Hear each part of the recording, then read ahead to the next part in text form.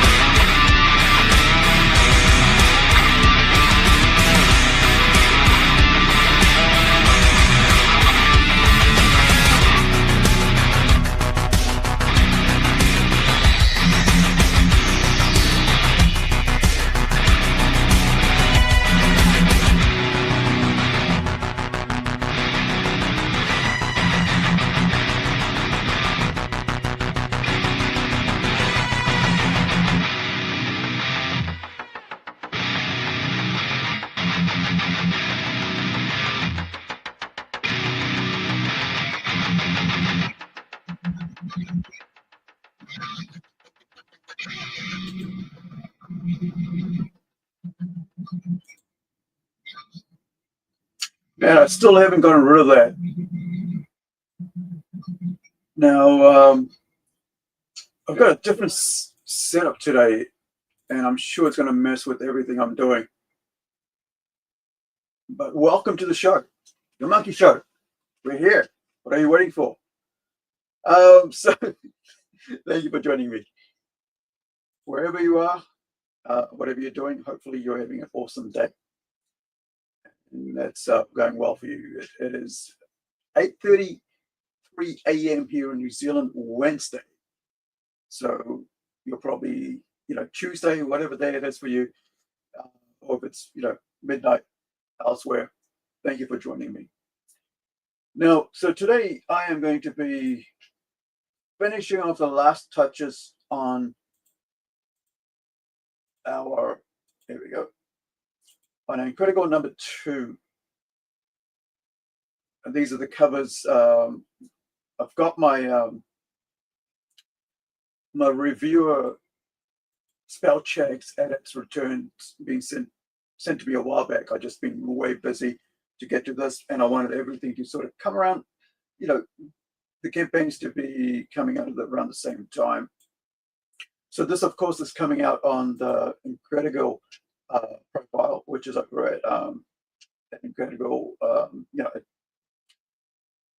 Kickstarter.com /profile/Incredi-Girl. And so these are the covers we're doing. So you've got here the interior cover artist, Kevin Zimmerman's cover A. There's no limit on that one. There's a limit of 100 on the Eurostyle Joachim Hagström's, the Swedish artist who's working on our awesome, let me just bring this up here. So I've got a promo cover on the back of that. Fantastical Romy, a Zoolandia series. So Zoolandia series is a series on its own.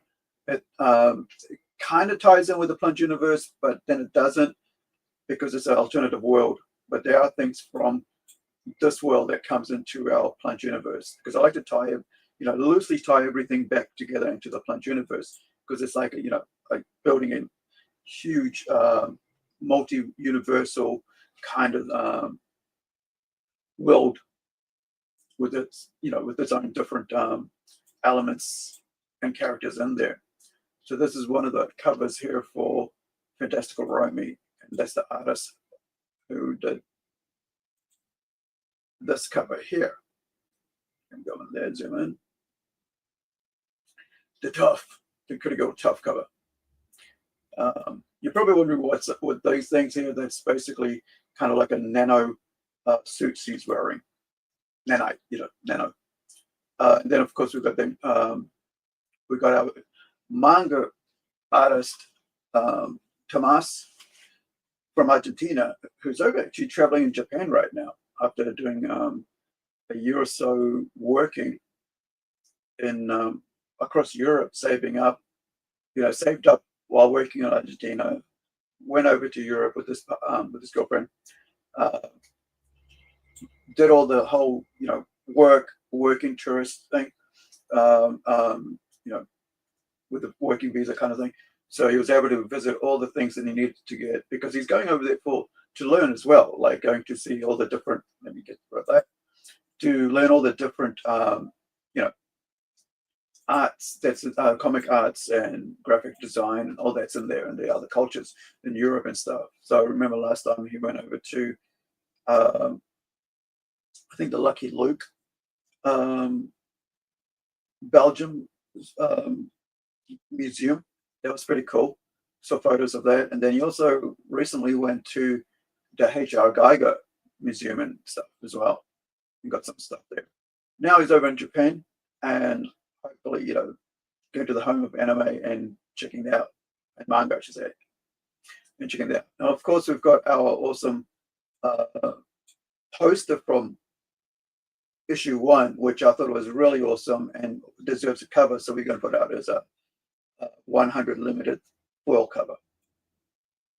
So you got two 100s, you got 125, which makes it, which kind of makes it more valuable for its limit thing.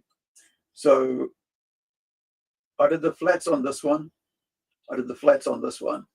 Of course, our former colorist, I can't remember his name. Sorry, it's been about 2 years. He did the finished the colors on that. Okay, so, and of course we got cover A. So these are going to be coming out at $10 for cover A. I haven't set up the prices on the other ones. We're going to be looking at that today. We've got a meeting today about that. So with the studio, and we're going to figure out, what we're going to price these at.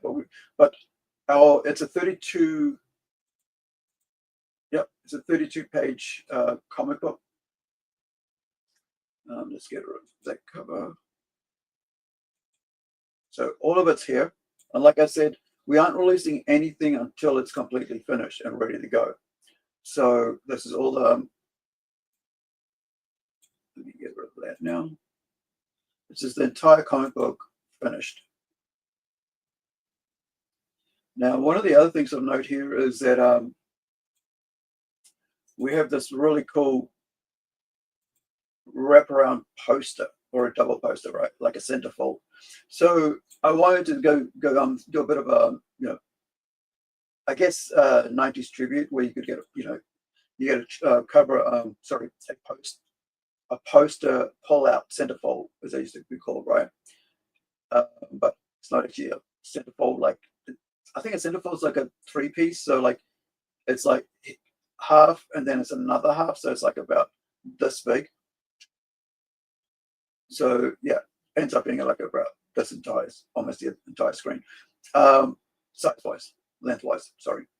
So this is a cover by. Let me get you. It'd be better if I open it, because then I can show you the entire thing in its glory. Here we go.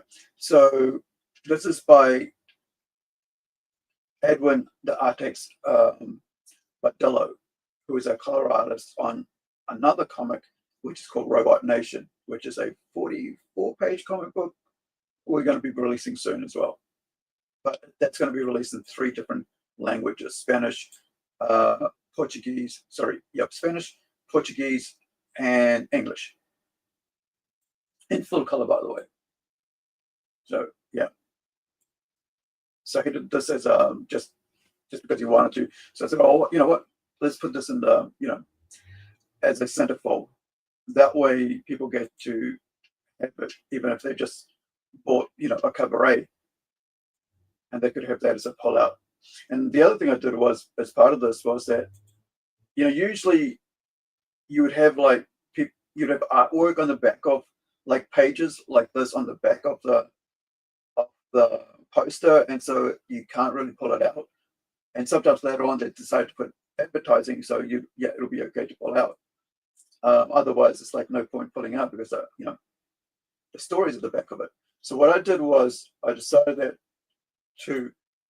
instead of doing that, what I would do is on the back of each one, I'd put text, right?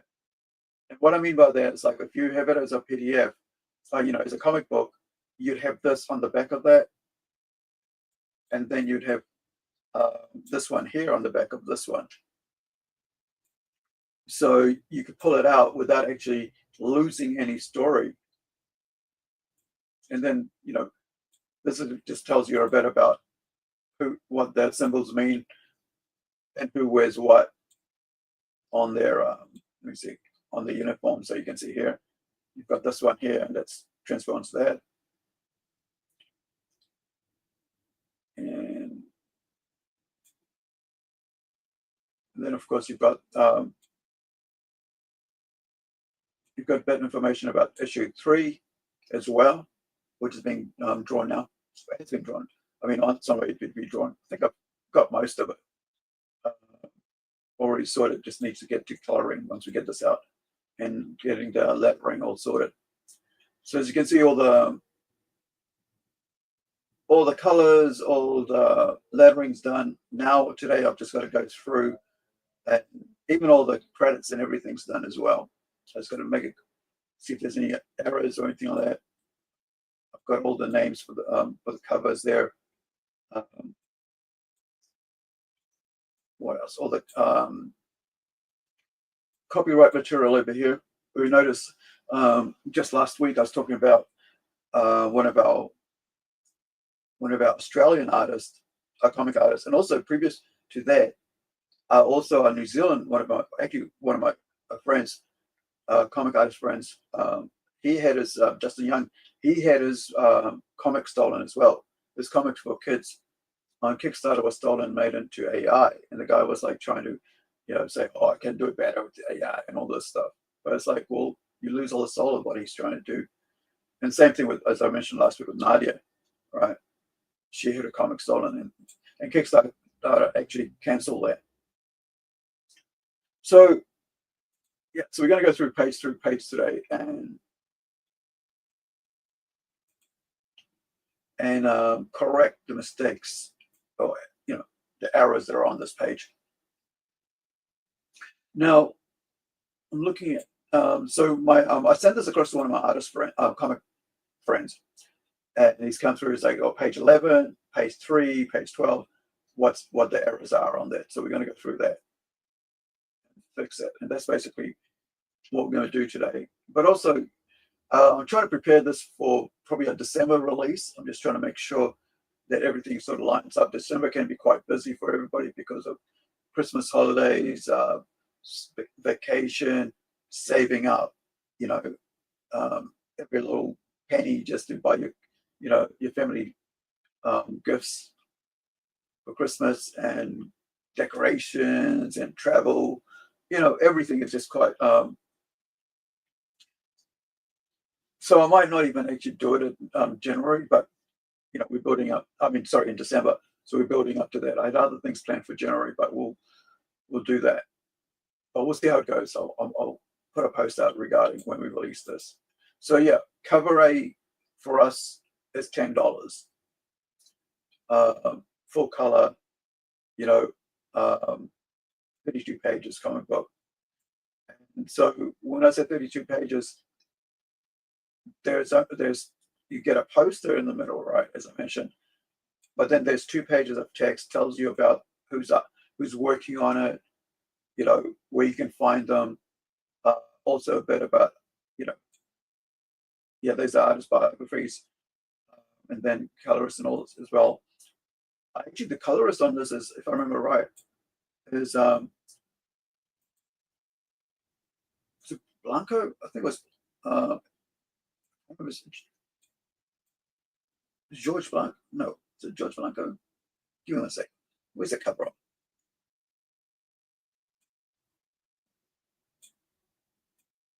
Actually, he's a well-known colorist, interior colorist. Like the cover's done by colored by, and yeah, George. Hold on, let's bring this up. I can't see his screen's too far away from my face or from my eyes. Both, I guess. So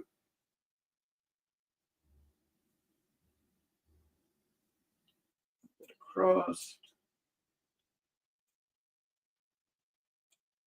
Yeah, George Luis Blanco.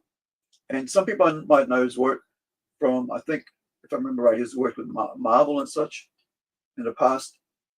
I've got him coming in to do some other work as well for us.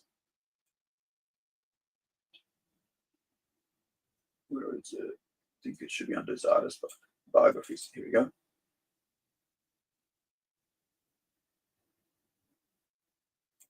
Bring it down. Across.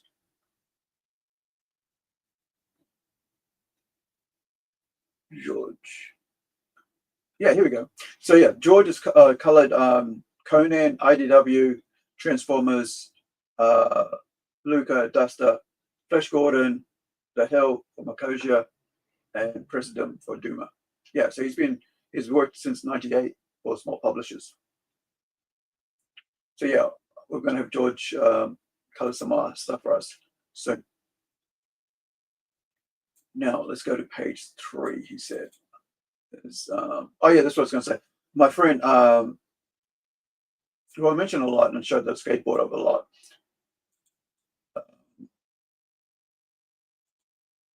Shane Evans Sevens. He's the one who did, went over and reviewed my work. So it says, and countries is the first one here. So I've got to find what panel did he say? All right, it's on previously. So here we go. And it's the word countries here. There we go. So that's spelled wrong. Capital I. Oops, I think I put a capital. There we go. Yeah, that's one done. Save. Next one. Page 11.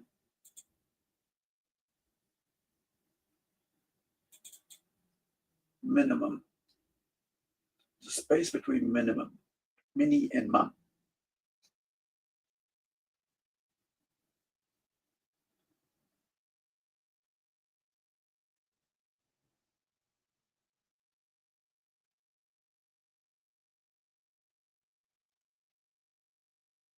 I'm on the right page.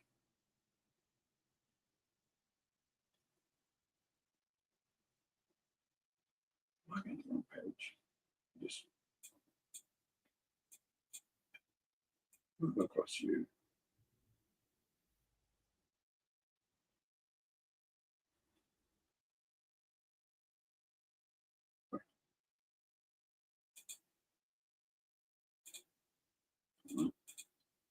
I'm on the wrong page here.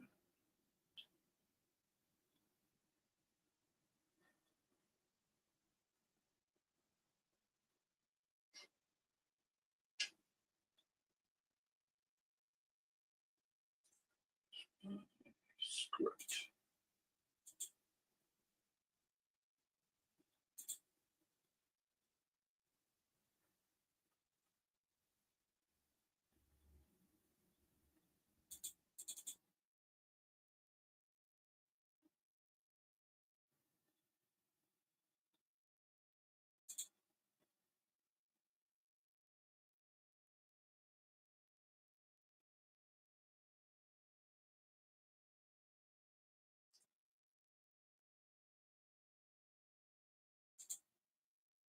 So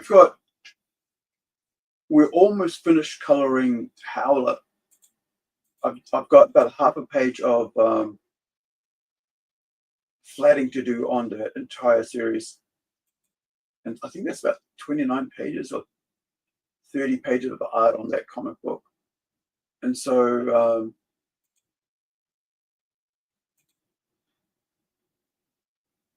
so we're going to be probably looking at January, even though I wanted to get it out in February. In December, actually this month, but we had delays on that because both my artist and I had been on and off through the year, so it was not fun on that.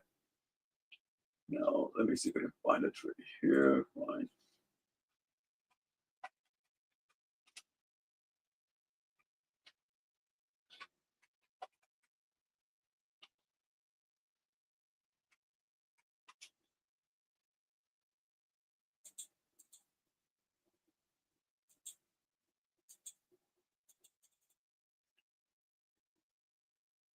Wait, what did I do wrong?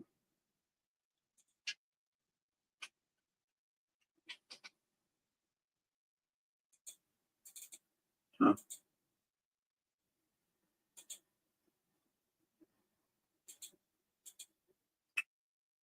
Bring this down. Okay. So look. So it was 11.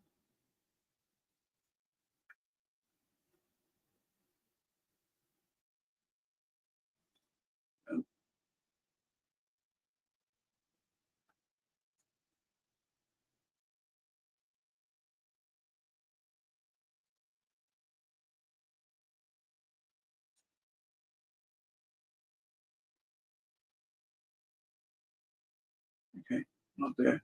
Definitely not there.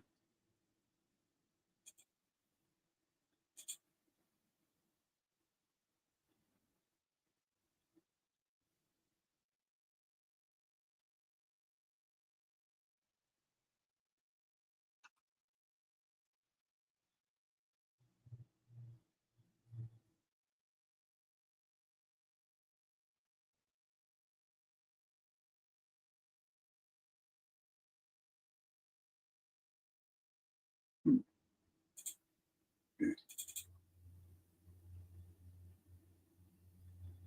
Let me just check the messages. Maybe I copy pasted wrong from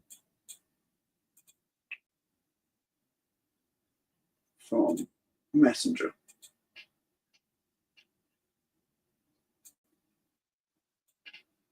All right, let's see.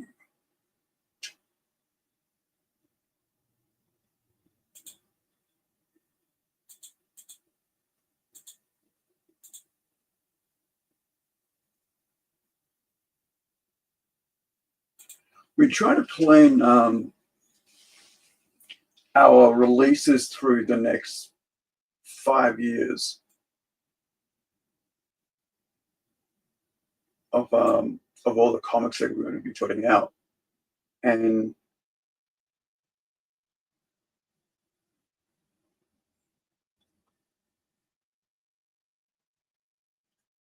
no, it says page 11. So we've been organizing to make sure that we can try to keep a schedule together by having one completed, ready to go, while another one's half finished or mostly finished. So at the moment, as I'm coloring, color flatting 2 other books to get out, the other, the second books on those issues, like the second issues on those books, on those titles, are being inked or being penciled at the same time, so that we can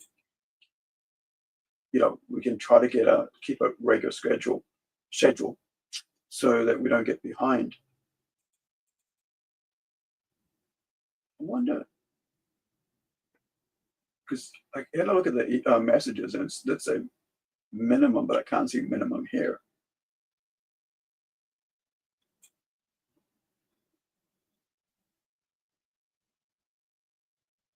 Should have got him to tell me the panels, but I think I don't know why it goes like save when you haven't even done anything to it or made any changes to it apart from just opening it. But you don't see that, but like I mean, there's a pop-up that shows on my screen.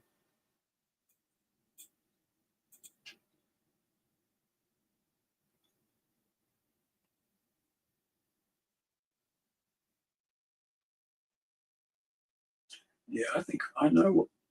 I can't remember where it's from. I can't remember what panel. I know the words in there. There it is. Yeah, he got the wrong. He must have wrote the wrong. Unlock that. It's here.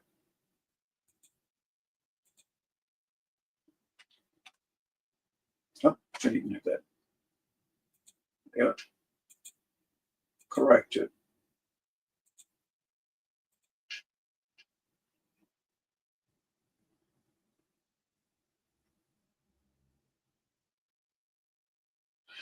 Captain Cole. Is it Captain Cole? Was it Menzies? Yeah, it is Captain Cole.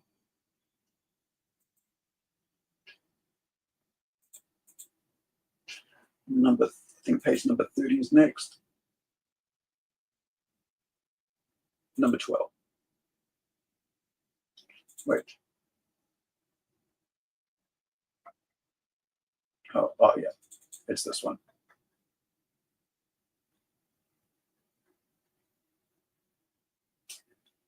Open.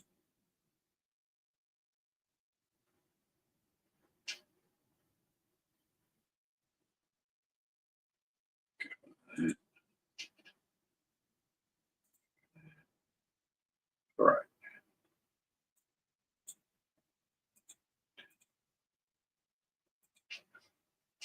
Yeah, I know it's probably right on the first panel on this one.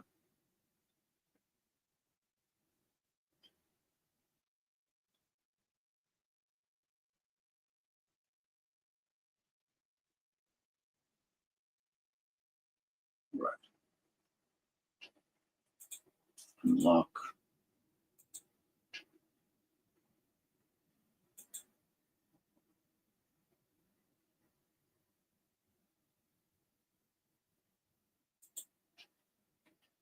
Should say her instead of here. Yep.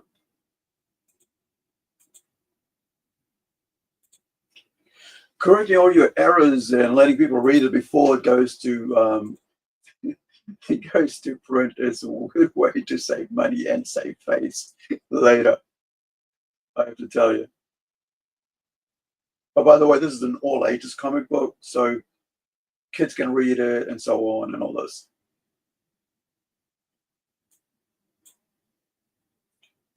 Or you can read to kids, right?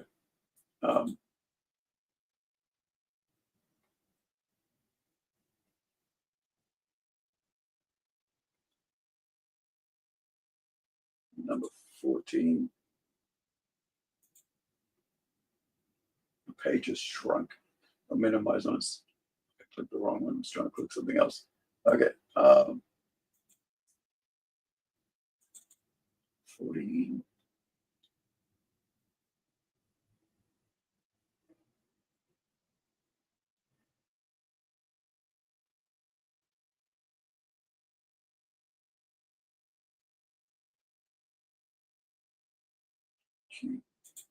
Don't like the look of that. You know.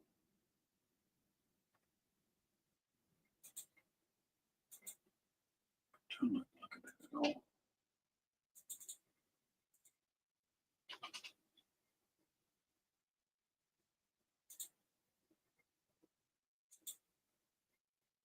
Don't like how I edited that there. It's like squashed.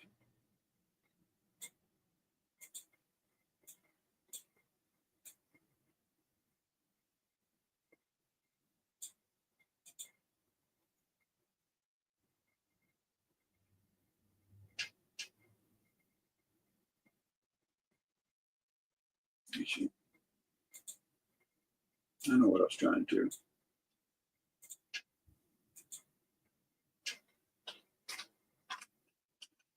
Spread it over the head, but I squished it without spreading it over the head properly.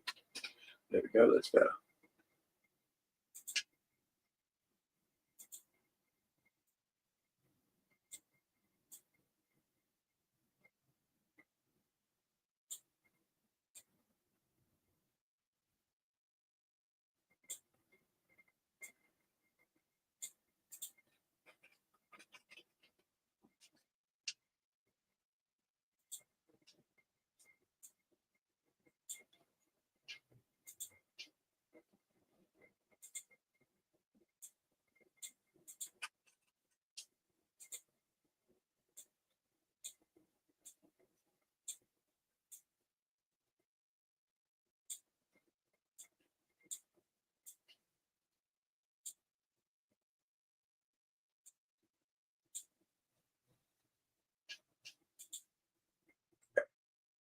Okay.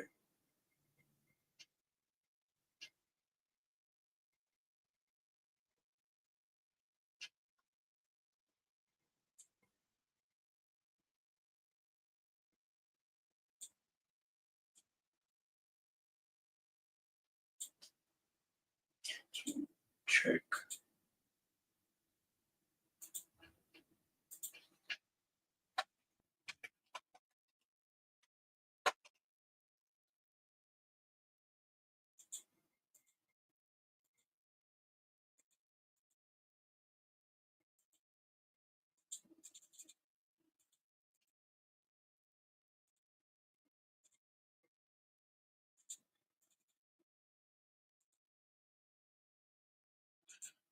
Still trying to get used to this new old computer setup. This new hard drive I bought, or desktop, whatever, the box. And every other day I find something I've got to change to get get it working the way I want it, or the setup is working the same way as the other one. I know everybody uses a computer these days, but when you're switching over to a new computer, well, in my case, a new old computer, which the old faster computer because of the setup in it, it's can't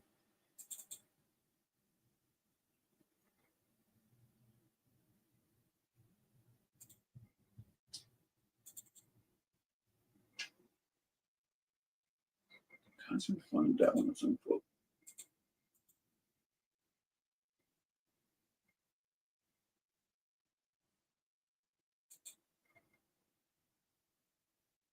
No, it's on this one, but I just can't seem to.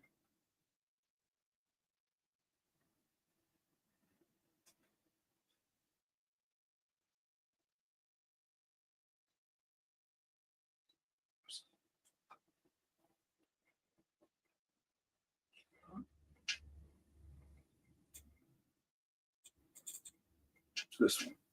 This one.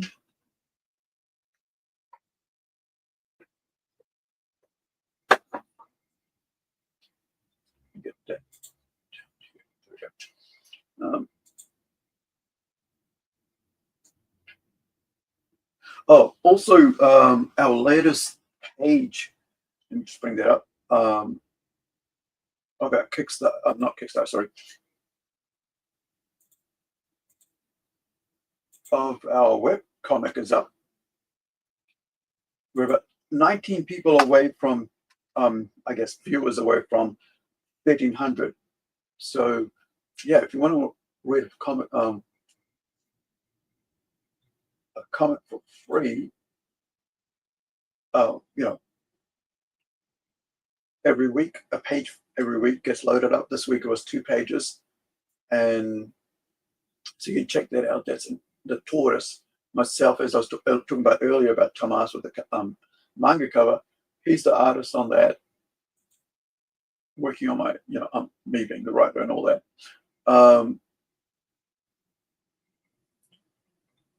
So we're posting that weekly. Excuse me. posting that weekly while working and coloring and lettering and everything else well, on other pages, other comics, I should say. I know who says this word, but I just can't remember where she says it.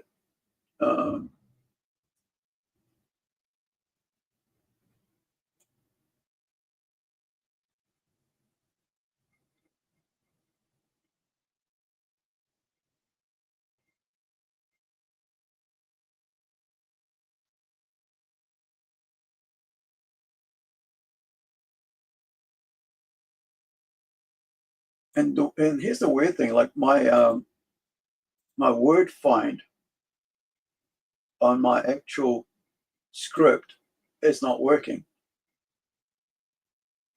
And it's not taking me to the word I'm looking for. And this is not a new, this is what I mean by like getting used to the new computer. It's like, you know,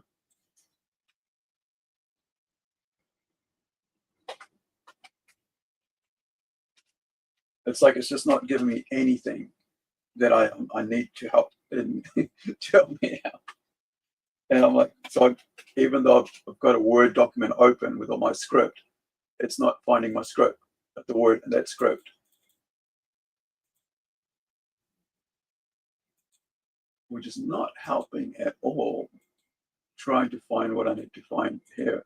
It's like I know it's like saying I got a spelling wrong. And it's not showing up what that spelling is. So maybe I'll try this way. See if I can do that. Yeah, see, that's not even doing that. Okay, let's try another way. Okay, maybe it's that.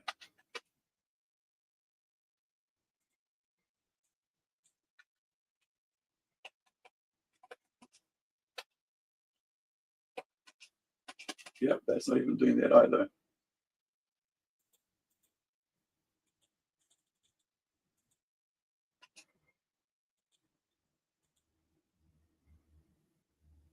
All right, let's try to go from.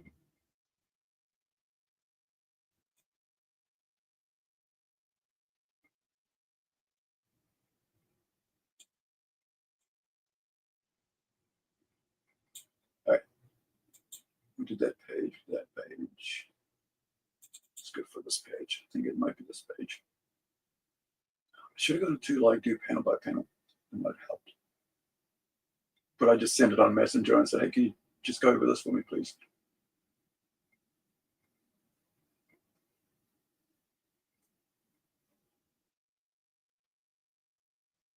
Damn it. All right, move on to the next one. I'll come back to it again.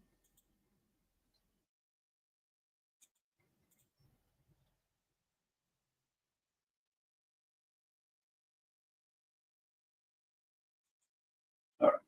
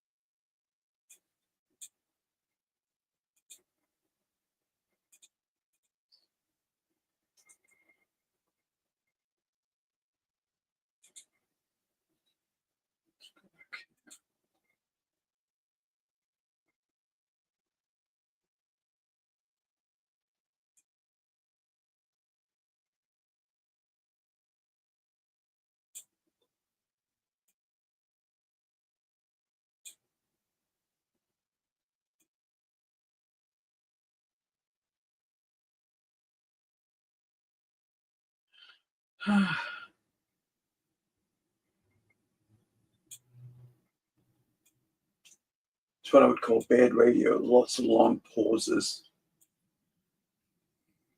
I remember getting told off about that when I was doing radio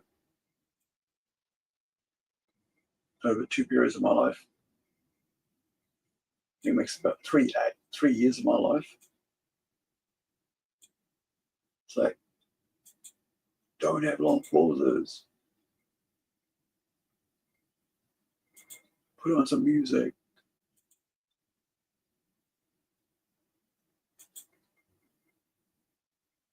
It's like, this is different, I guess, but we're at time where visuals and working and everything, it's getting crazy. I think that's why I like lots of short vids and clips make, keep us entertained so much, because we don't want spaces and silence and moments to in between things anymore, because that makes us think. Makes us think about what's going on in our lives, and we don't want that really a lot. I've been thinking about that a lot myself. It's like,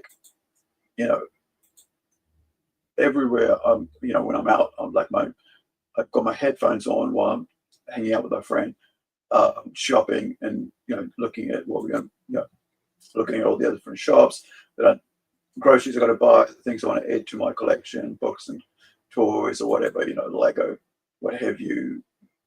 Last week was new plates for my kitchen to eat on, and it was like, but my head was still listening to music. My ears were still listening to music while I'm still talking, because it's like constant noise, and it doesn't allow us to actually have, well, I guess in my case, me, and I've been thinking about that a lot, about how just, having time to think, and so we're constantly surrounded by noise and stuff, and so yeah, it's like heads are always like on 99 volume, on pressure point, where it's constantly hearing noise, seeing moving images, and so we don't have time to contemplate what's going on, and so most of the time we just end up like just putting that noise back out into the world, into our lives, into other people's lives. So I've been trying to figure out a way to just not be like that, like just have time to just not do anything, because I started getting to a really bad workaholic situation, and that's when my hand just stopped working for about for 4 days, because I was working like 8 hours, 9 hours, 12 hours coloring. It was like, once I start, I just don't stop. In between, like, you just go grab something to eat and just go back into it again. It's not like when you're working at a 9-to-5 job. It's the where your head's somewhere else while you're in La La Land thinking about the movie or whatever while you're working at your job. I mean, I've worked in menial jobs, but for a long time. I mentioned the other week I was working for a biscuit factory. It's like totally menial. You pick up the biscuit, the cookie shaped dough, put onto a tray, like 2-3 dozen of it, move the tray onto the rack. And you do that over and over again throughout the day, and until that's cooked. Then you move on to the next, onto the next thing, where you're packing those cooked biscuits once it's cooled down, and now you're boxing those biscuits, and and then you're putting them on the warehouse for it to be collected by by the courier to come pick it up. So it's but while you're doing that, you're talking to your friend next to you, right? And you're talking about, what music you listen to, or what was the video you watched last night. And now you're going to go to the movies, or what are we going to get up to this weekend? Are we going to go skating here, skateboarding here, or are we going to go skateboarding that place? Where should we plan our weekend? What are we going to do? Who are we going to do it with? But when you're just like in front of a screen and you're drawing, you either have like I do sometimes, like an anime on, or a movie playing, or a TV show, just distract me. But my hand's constantly moving. So when you're doing I guess like 6 to 12 hour spats of just constant coloring in, moving your pen across in my case, a dick drawing tablet, right? Or before it was just a Wacom drawing tablet, and having to constantly look up at the screen because it was just, in front of you is just a black black tablet, and it's connected to the screen, but you have to look at the screen while you're drawing. Whereas this one,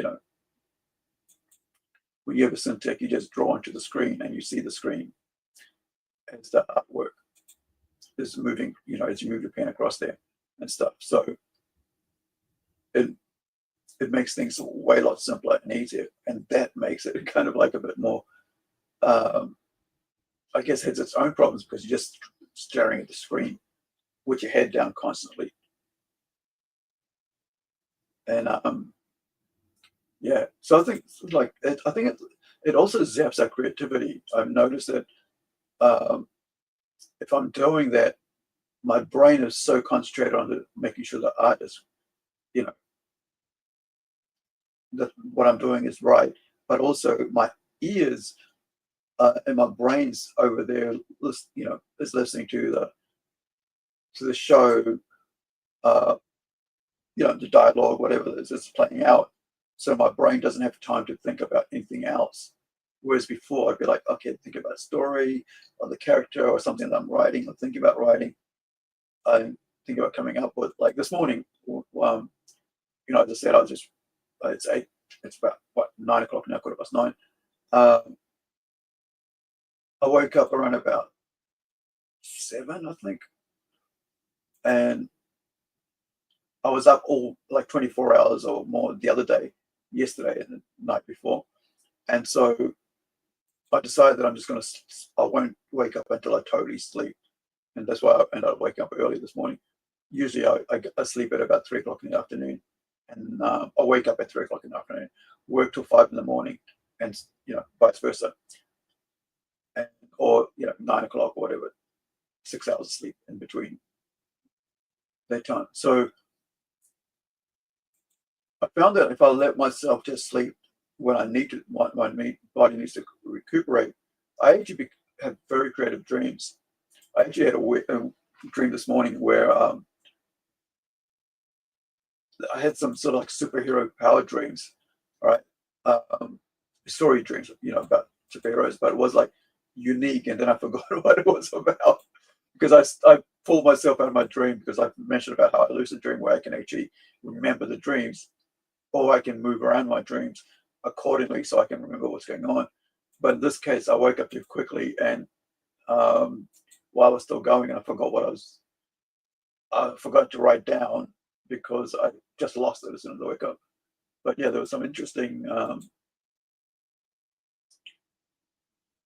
ideas for the dream. So yeah, I think we have to.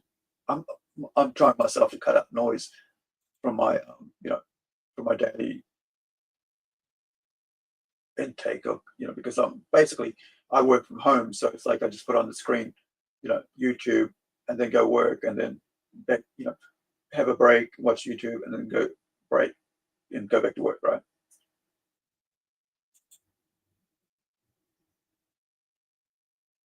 So let's get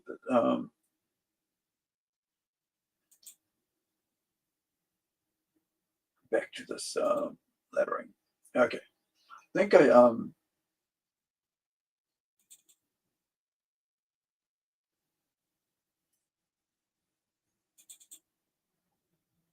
get my minimum. I did get my minimum, didn't I? Where is it? Yeah, I got that. Are you gonna open for me?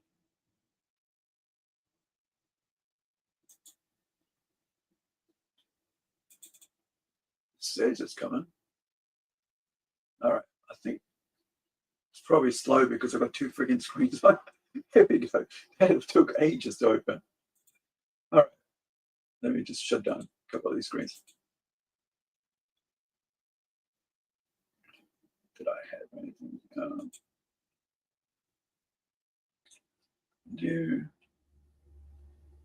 We'll get back to you soon.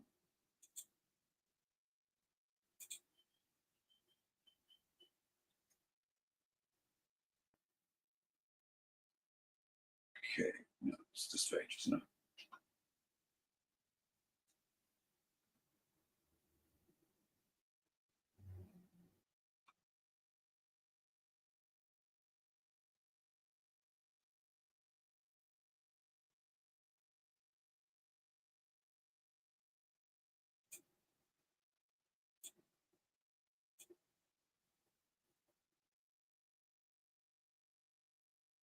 Where is this?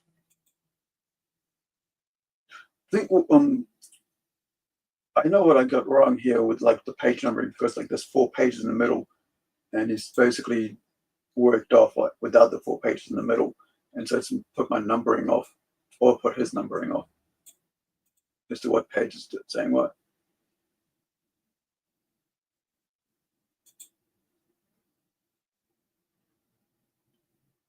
And it's making my it's making it harder for me to get correct friggin' pages here because of that.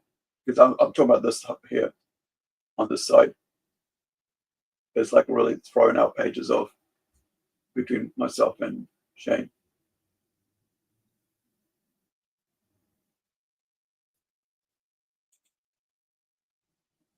So if you really has it's like, so on this page is this, and I'm like, okay.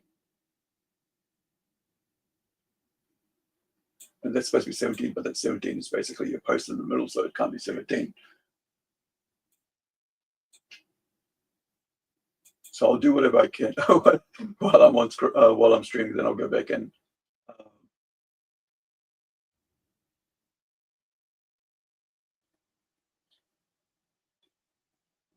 then when I'm off screen, I'll just go and read the entire thing and then go through with the fine toothbrush again, as I say, and then tooth comb, toothbrush,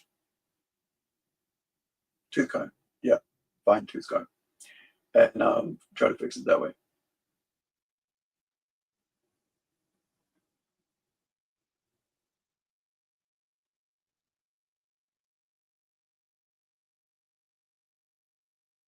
Okay, let's actually, I will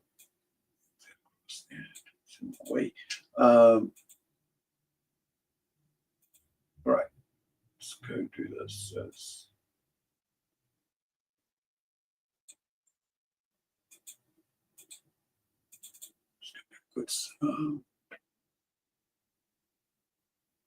Oh yeah, before I finish, I'll show you guys the cards we're actually releasing as well.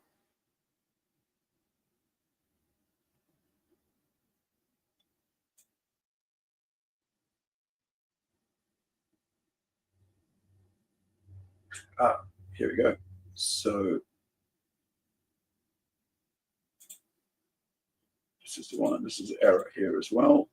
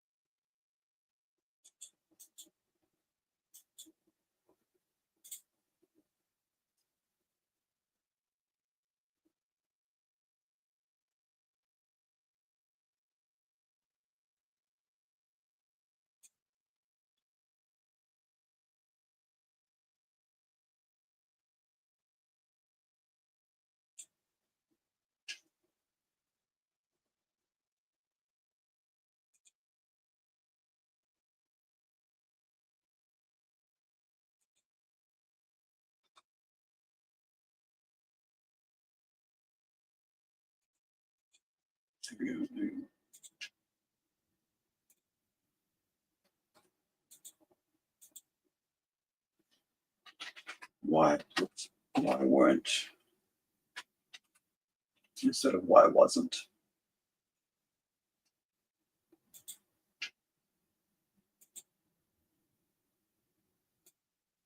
And that word should be bigger since she's yelling. Or kind of yelling. What?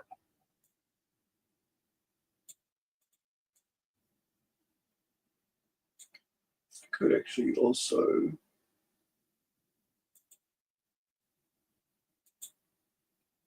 give it a different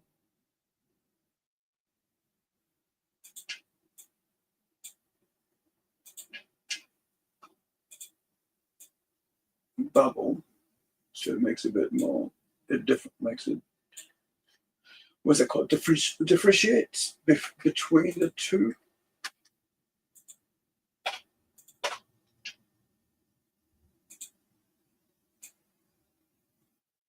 It's like a yell rather than just same tone.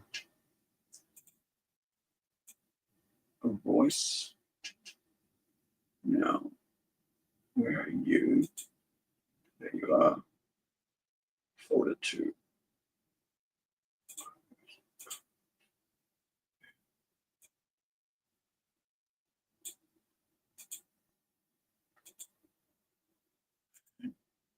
Meld that together.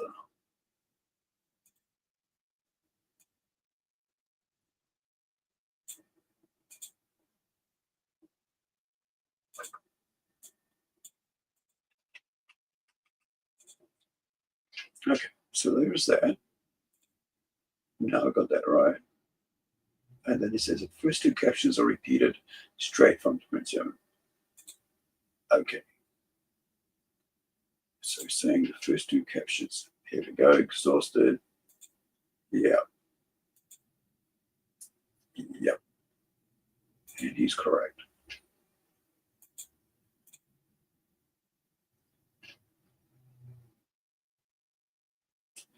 So the question is, yeah, she's rising from, doesn't make freaking sense over there. So I must have just carried across those samples for this. So that fixes that page.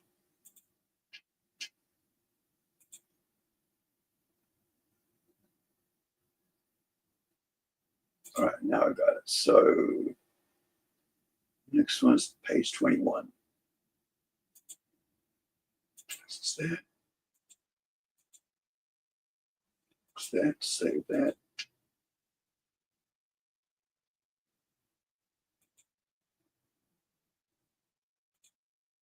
All right, so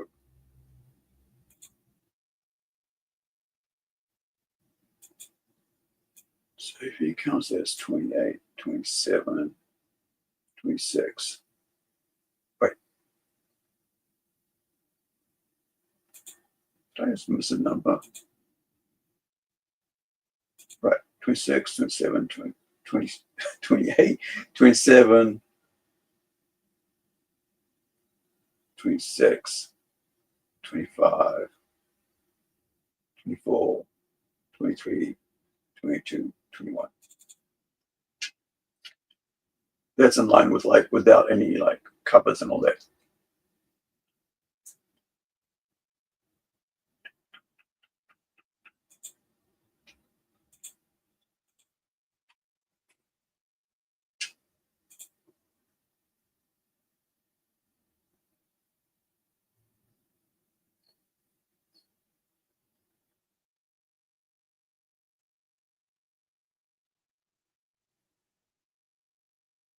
And what's Chrome on that one?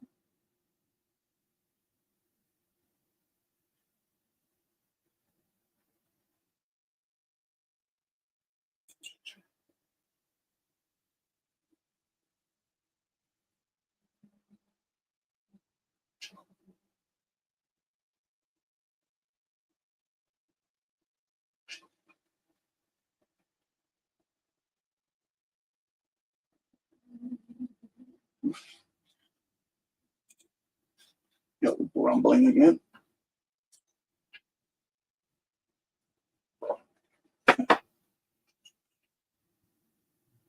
We put on some what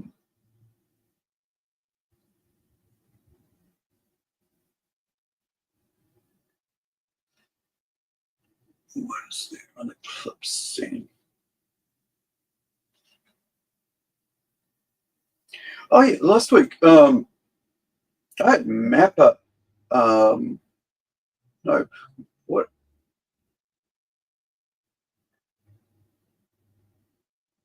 was it something in the we watched a trailer, right? A movie trailer, and I got hit with like a copyright thing because I watched the trailer on the stream, and I'm like, wouldn't you want, like, if you're a movie studio, wouldn't you want more people to watch your trailer and talk about that so that more people would go out and watch your friggin' movie, or or go find out and get a DVD or whatever to watch it. And I was kind of bummed out because I've seen that happen a lot when I play trailers, because trailers are actually promotion material, advertising. It's not like a song. It's not like you're watching an entire movie. And it kind of sucks because I got hit with a mapper for I think it was To Your Eternity. Might have been To Your Eternity, and I love that series.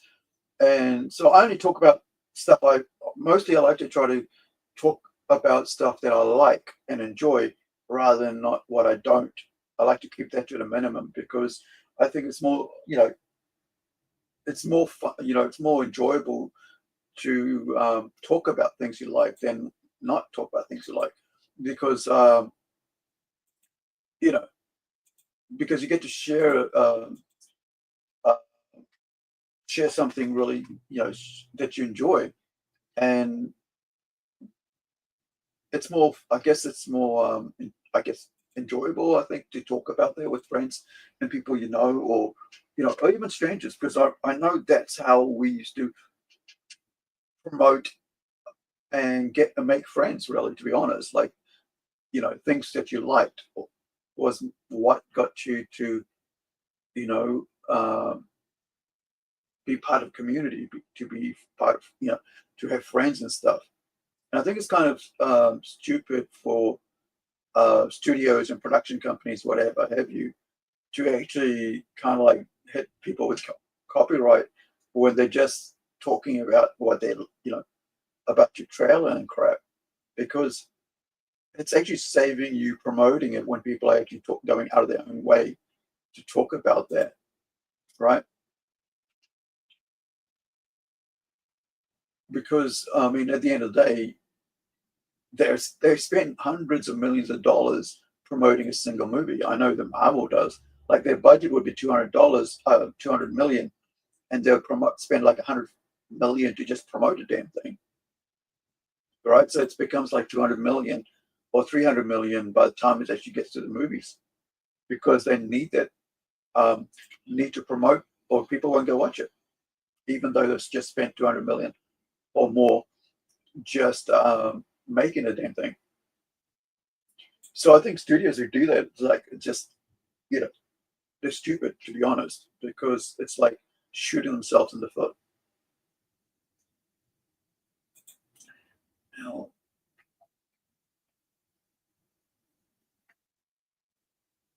I've got something here that's twice,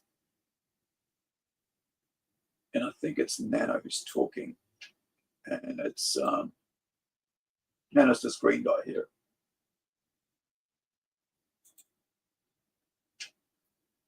He's a biohuman, so he's part machine and part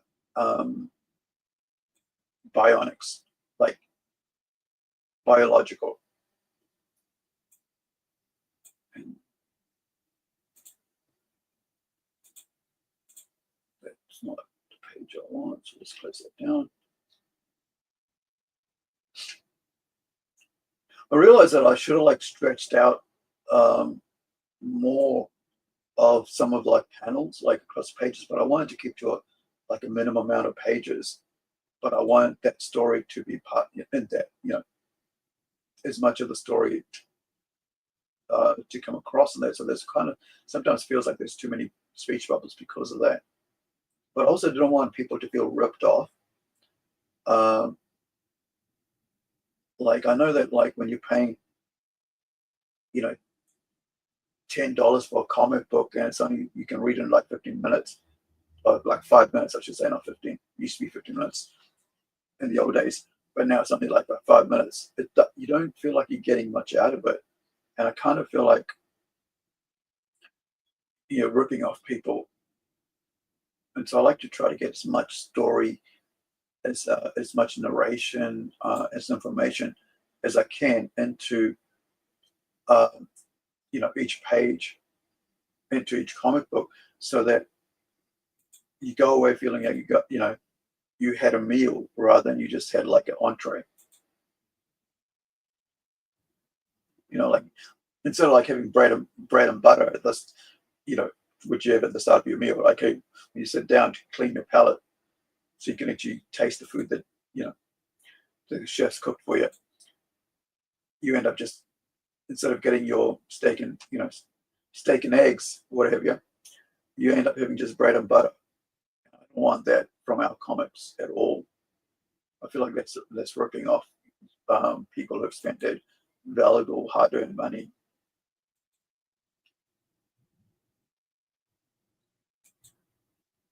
Because I think that's just kind of also not only ripping people off, but not actually giving credit,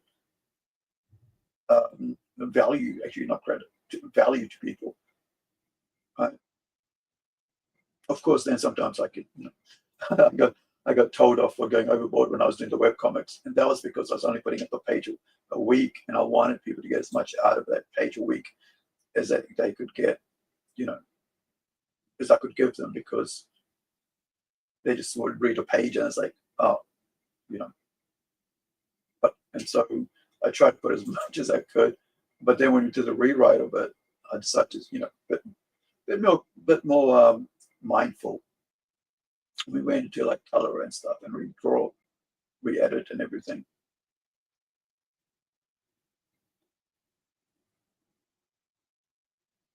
I was on page 21, right? And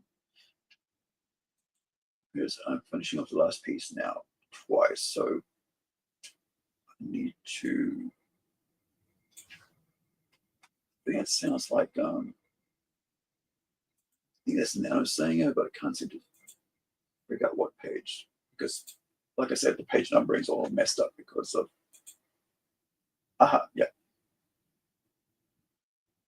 Oh yeah, got it.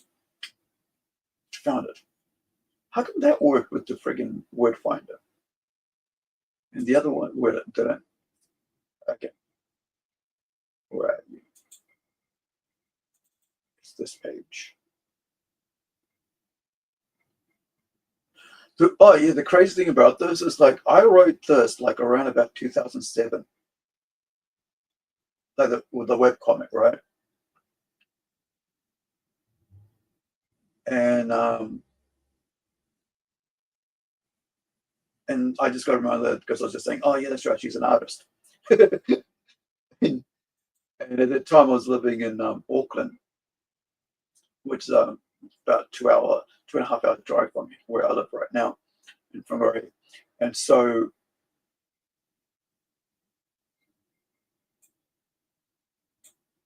I had everything set up to be there, but when I rewrote it, I changed everything to Whangarei and made it, resettled the storyline, descriptions, the places, and everything. So when you read this series, you'll find that like there's a lot of changes to what's being said and stuff. I just realized I covered that sculpture. Don't like that. Don't like. There's one thing my pet peeve has always been. It's like art being covered by unnecessarily covered by text. Oh, word bubbles, I should say. And details kind of like being like lost to the bubble. But I think let's do that. Oh yeah, the reason I talk about a lot of time people do self inserts. This is my self insert. She's an artist and doing sculpture and stuff, and that's, as you guys know, that's what I do on the side. Well, every now and then, more like a hobby now than anything else. because this is my main thing. Doing comics is my main thing. So anything else is like a hobby. Even like playing bass, which I have, like, it's sitting right next to me, but I haven't played. Lying next to me, I should say, on the bed. But I haven't opened it in like over a month because I've been busy trying to set up the new computer and stuff. And I'm like, yeah, I'm just a hobbyist when it comes to that. This is my profession. The amount of stuff I do with this is, as an indie creator, comic book writer, creator, letterer, color flapper, right? It's the most is my main thing, profession, I should say.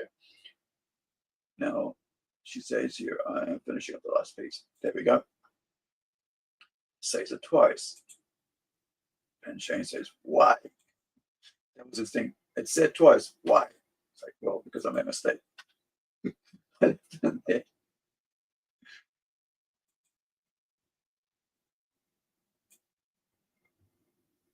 Oh yeah, the other thing I should note is like it's a gosh, we were gonna do this thing, but I forgot to do it, which is that Rising Sun Comics, my publisher, right? These are the guys that take care of our publishing, take care of our comics getting to people. They arrange all the printing and stuff for us, right? Because we're over here in New Zealand. So all our comics get printed over in the US.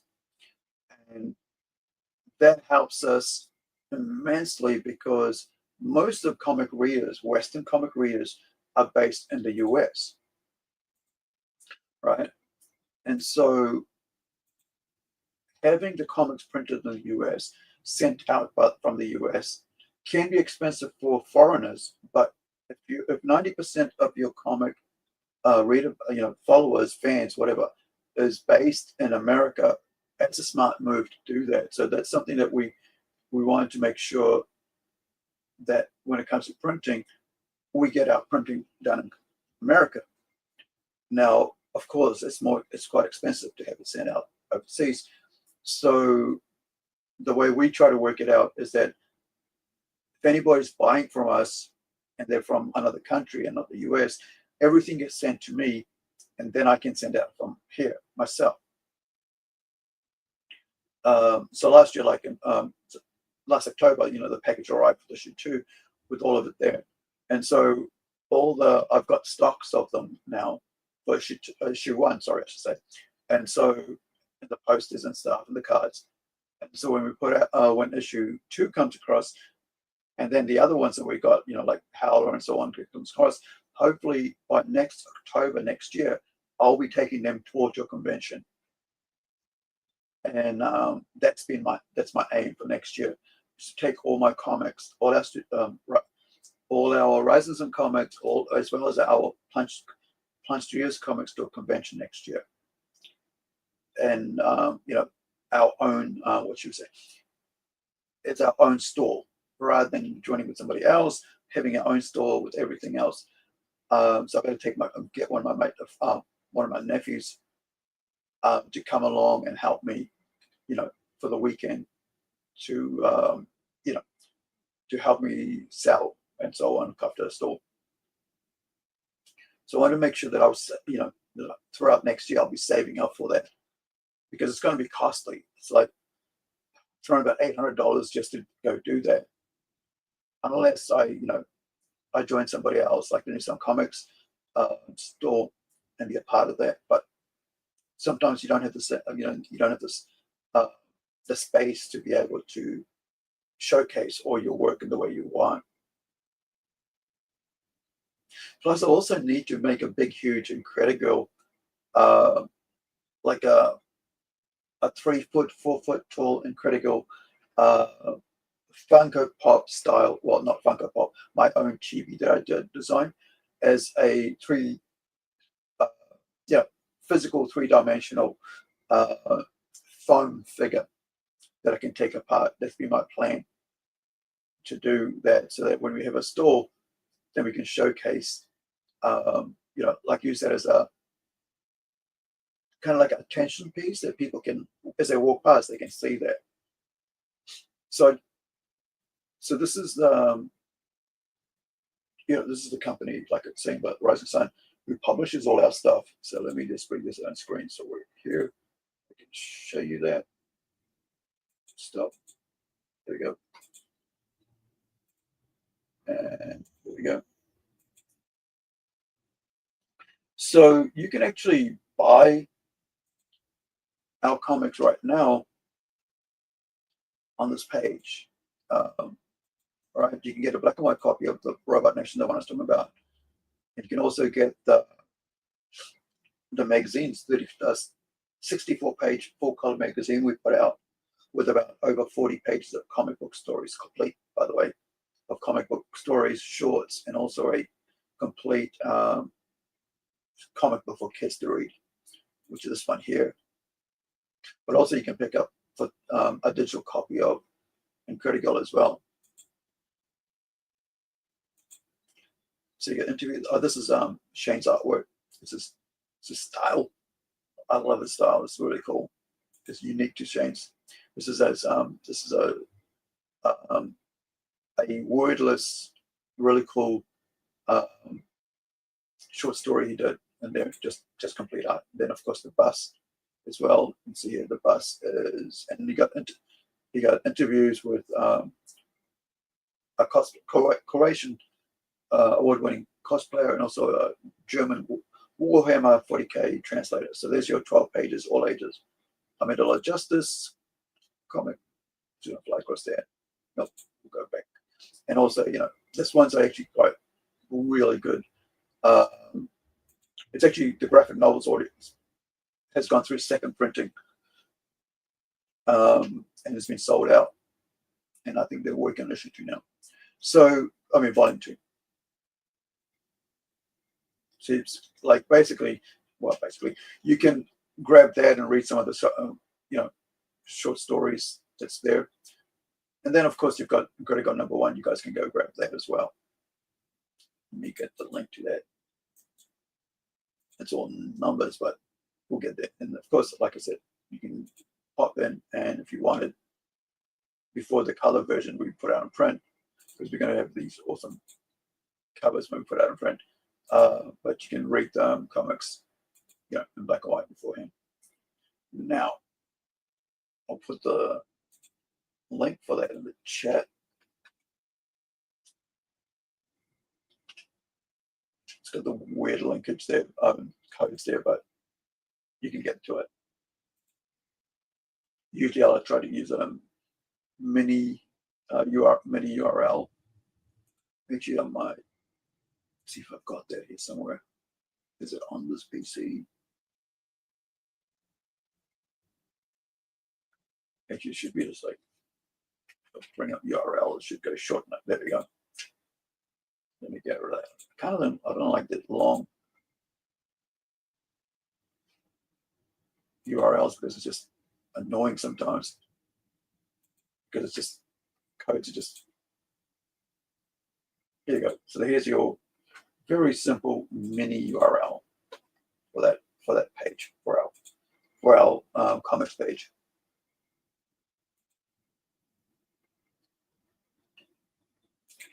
Now let's get back to editing. So we got that corrected.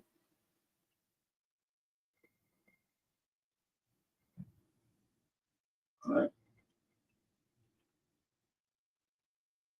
All right. So we don't have to be there anymore.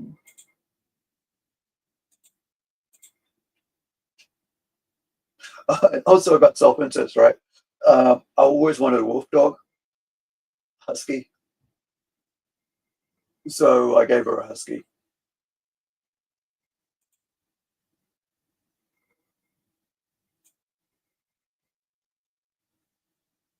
Maybe in my old age, when I'm like 70 or 80, I might actually end up buying a little puppy. Or maybe a teenager, because otherwise it will outlast me. But then again, I don't mind, because then I could always give it away, right? Okay, so I got that done. Got that twice. Yep. page 19. He has.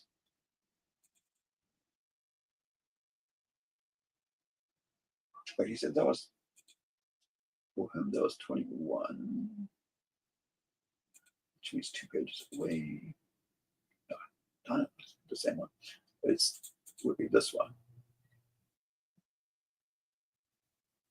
Yeah.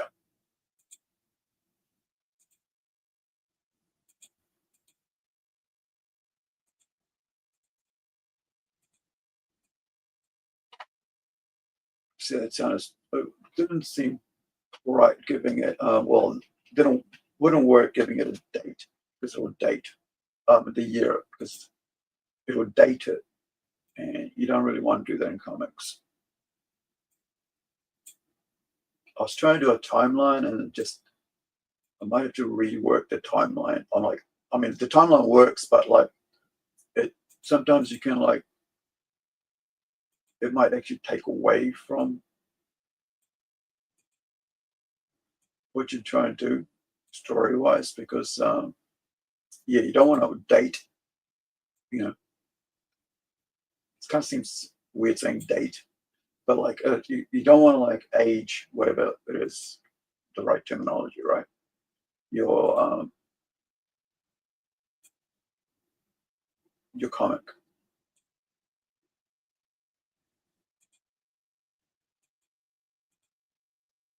I don't know why this is all over the place.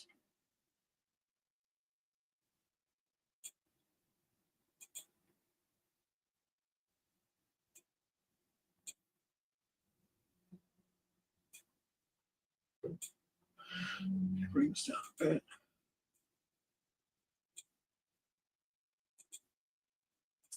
One of the other things I do is like I try to put like people's name in there in my characters that I know. It's kind of like I don't know. It's just I started doing that early on, and I just continued that whole thing. I just it's kind of like I don't know. It's just kind of like immortalizing my friends and family members, extended and so on, and people I know from the past. It's kind of like kind of show that I remember you. You know, look, you were important to me, so I have you in here as a character or as a or as a mention or you know there's someone named David Allen in here, which is like my dad's name and my brother's name, my youngest brother's name. I have 2 other brothers and a sister, and so I had mentioned somebody like who's like some official somewhere or some receptionist somewhere or paper pusher, as they say, or pen pusher, who's and named them like my name of my father, my brother, David Allen, like their first both first names.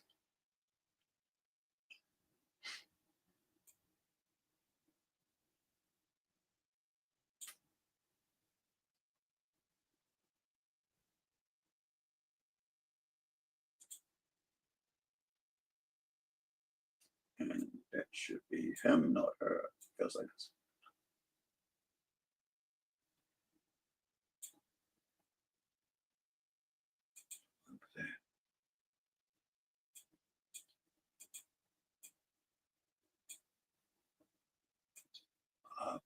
Yeah, that would make it kind of separate the two. It's going that way.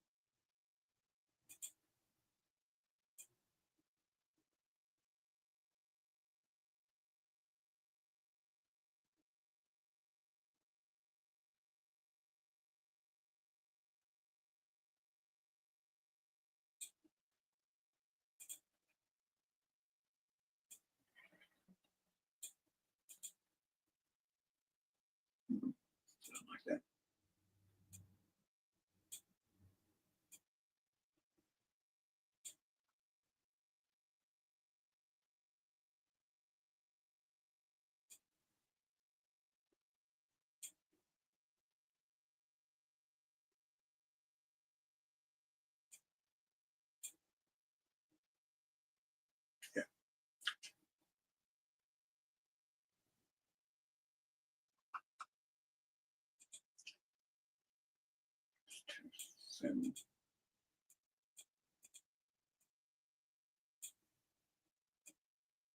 yeah.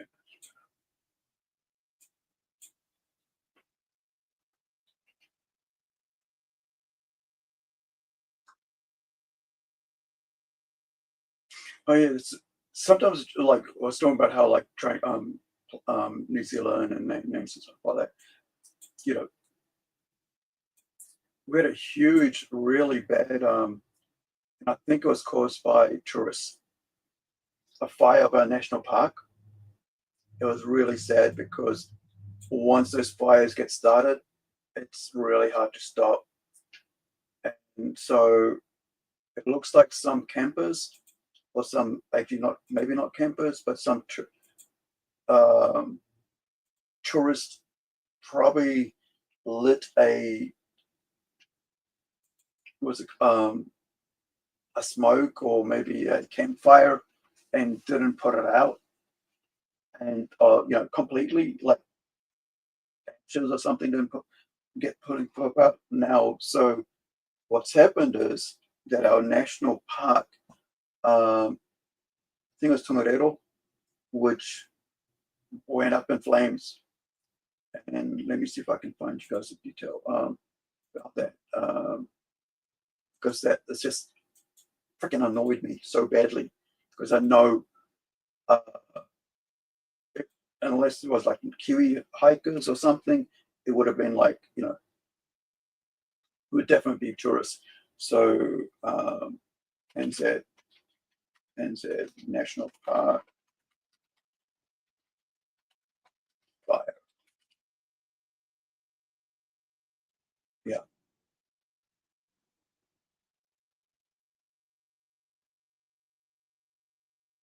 It's just disgusting, to be honest. So let me show you guys.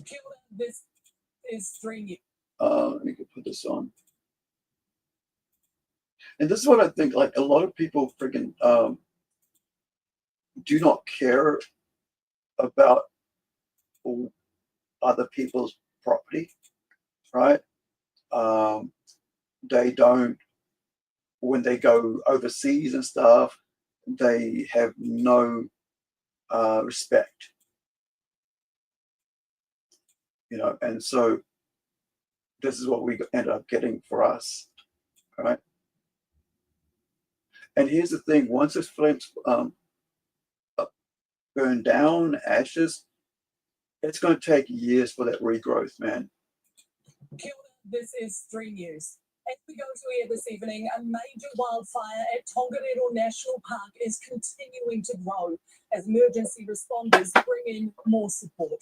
Trappers have been evacuated from the popular Tongariro crossing track as the fire burns in the Mangetapopo Valley.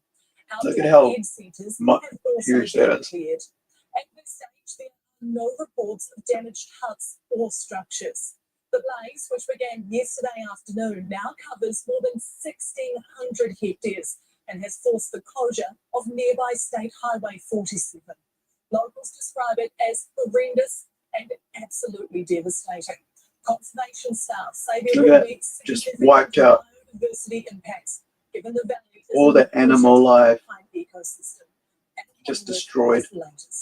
Negligence. An aerial view of I'm like 99% sure it's negligence. Iconic natural sites controlled for 24 hours. You might have seen this in Lord of the Rings. Through one of the great walks of New Zealand. If you've never been to New Zealand, I've never seen it before. It's a UNESCO World Heritage Site. There is just an emergency happening. We were told to evacuate. Yeah. I would like to know who freaking started it, or how it was started, because that really pisses me off, man. I've never been so angry about this sort of stuff. It's just people just like no longer, care when they travel overseas on how to, respect other people's country and property.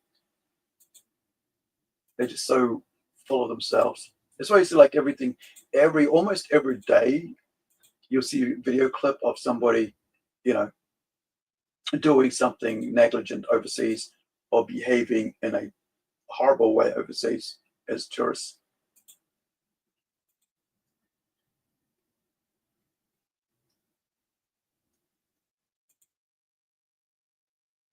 And it just makes me angry because it's like, why are you traveling overseas if you have no respect for when you go to that country? Never mind illegals, but like just, just as a tourist, you're paying to go there, enjoy the country, but you bring your trashy behavior with you.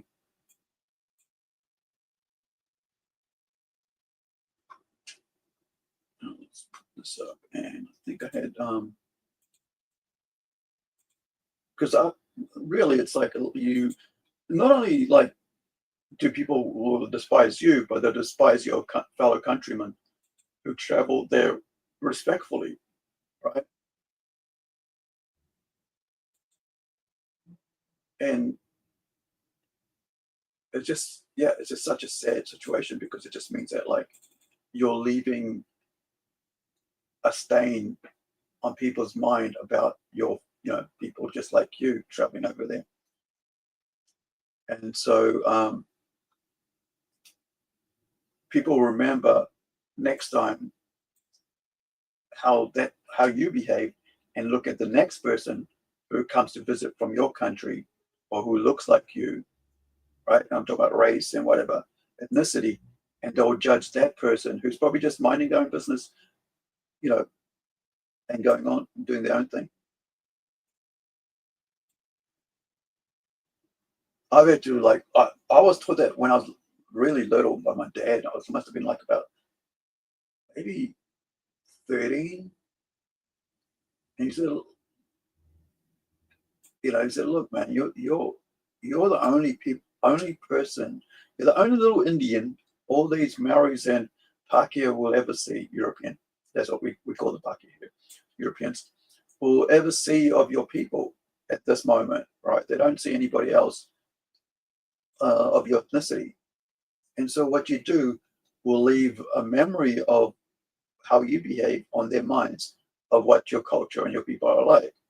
So you need to buckle up, as we say in New Zealand, pull your head in, right? So you don't cause disrespect for your fellow countrymen by your behavior,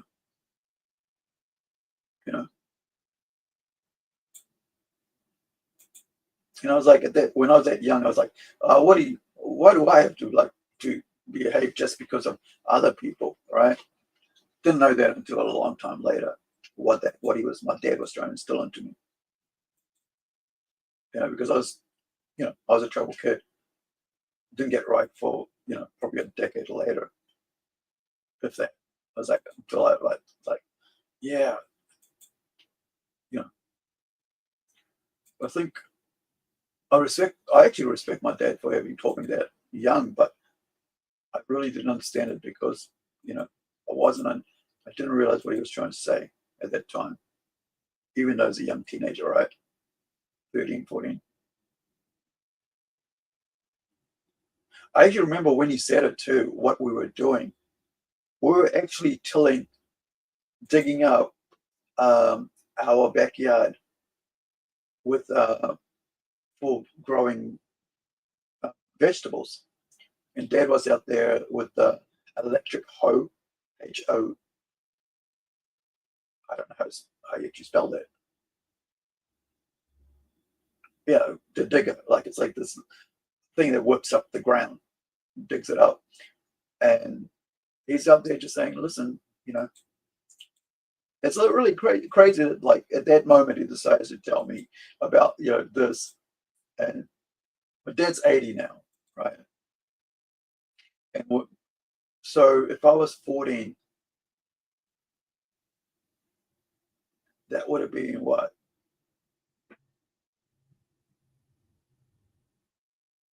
10. So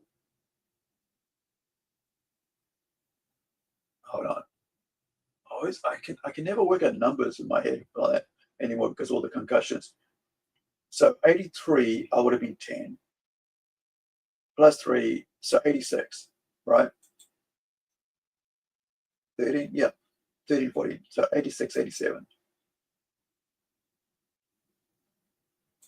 I actually remember all these really cool lessons when he would teach me when I was just me and him working. It was incredible. Like I don't remember any other most of other stuff, but I remember when I was working with him, when he took me aside and we'd be working on projects together. It'd be like, he would say, do, you know, this and that. Because we weren't like distracted by anything else. So it was just me and him, you know, hammering away or digging a hole or gardening or something like that. I really appreciate that. But now, but like when I think I didn't get right my dad until maybe 2000. Because I always thought like, you know, I knew better than him and stuff. And then I realized that when I started thinking about what he was doing, what he had to deal with as a kid growing up and without father, right? Because his dad went to war, World War II, and what he had to go through with his sister and him being sent off to these cruel aunties of his and had to be brought up by these cruel, you know, what I would say, feminist, you know, hateful woman as little kids, as minors, and had to deal with that. Just really left him really, you know, not as a well-rounded person, you know, you'd say. But I really respect my dad. When I started, you know, started learning about that, I was like, man, I can see why, you know, I can understand, and I actually grew to love him more because of that. Once you, it's the whole thing about like when you put yourself in somebody else's shoes, right? You get to understand them a bit more better. And you sort of like see a balance to things and stuff. And I was like, yeah, I have much more respect for him as an adult now. Well, for the last what? If I say 2020, right? So must have been 2022. Yeah, it was 2022. So it's about 23 years ago. You know, it's like half my life later till I realized my dad was, you know, an awesome dude.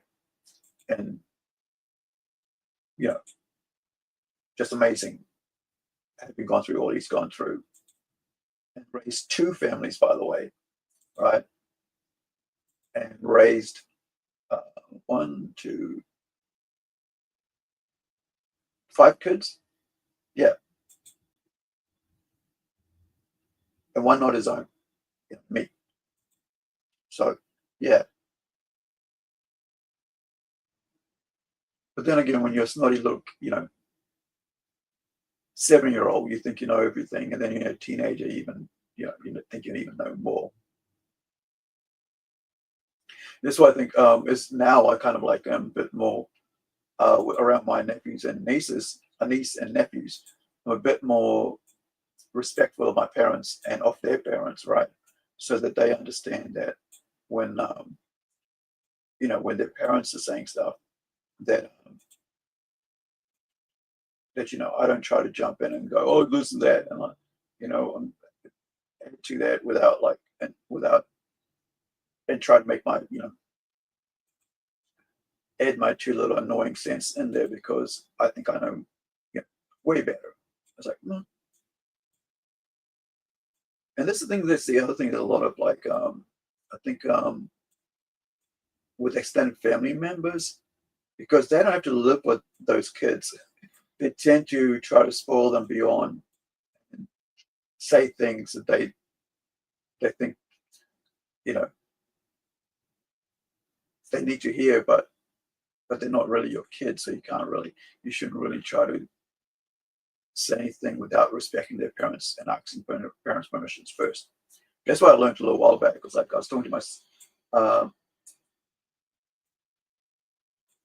we were driving in a car, and I said something, and my sister said, "Well, my kids know how to handle that, so they don't need to be told because we've raised them to in a certain way to question things and to appreciate things and understand things in slightly different way, you know, more mature way than most other kids, because we actually sit down and talk to our kids a lot.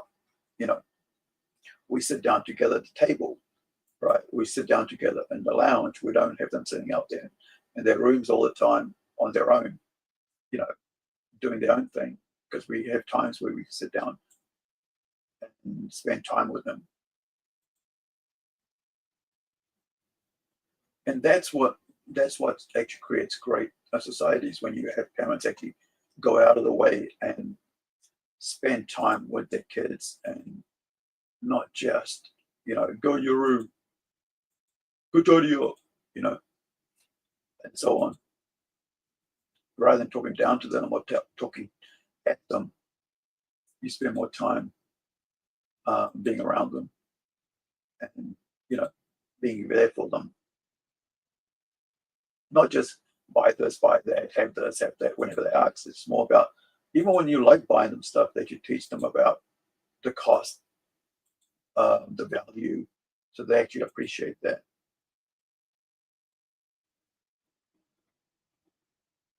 Somebody put a post up on Facebook the other day about how we as Gen Xers, we grew up taking things apart and then putting them together. That's how we learned, right? And I was like, yeah, I did that too, but unknowingly destroyed my dad's hobby as a modeler, right? Where he used to buy Big Mac racing car models and built it like the plastic models you have, where you got to cut them from this, from the pattern, whatever the mold, and you got to paint them, glue them together, paint them, put the stickers on. And he had he had a studio set up in his entertainment room, and he could have it all set up. He spent time doing that. And along comes me, 7 years old, 8 years old, seeing these toys in the cupboard and wanting to play with them, not realizing the value of them, and this time and hours and days he spent putting them together. And within like a year, he just stopped. It was like just then yeah, he just stopped buying them, stopped doing it. And I think it was like, this kid's just going to destroy it, or what's the point? Not that, hey, sit down, right, and talk to me about it, how, or teach me how to do it, so I could actually spend time with him. Because I think at that point he was like, this guy's just a wrecker, so what's the point? And it took ages, but I think this is where, as adults, as guardians, as parents, we just need to spend more one-to-one time with kids who are like, who might not understand. It might actually be help. It might be actually become creative and learn more if we just spend time with teaching them. Trying to find the next one. I got to edit here.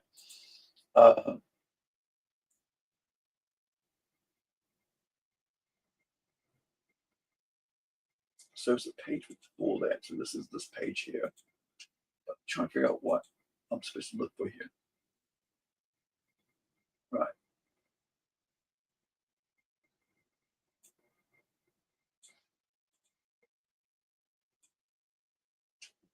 Okay, so he says it's that.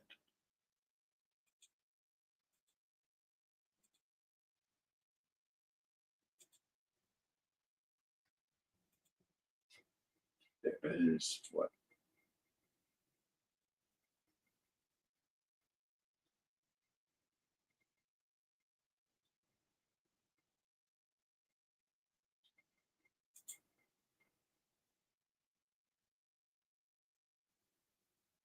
Yeah, there's a text here right on panel 1 that my blind eyes couldn't see. Here it is. It's right here.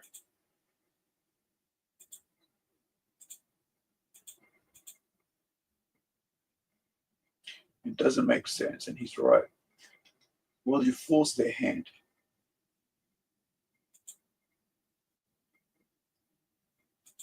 And it shouldn't say that. I think it should be like, and so. Should be like, and so we are. I just realized, like, this is like Sora is Romanian for sister, right? And this is what they're calling Sora AI.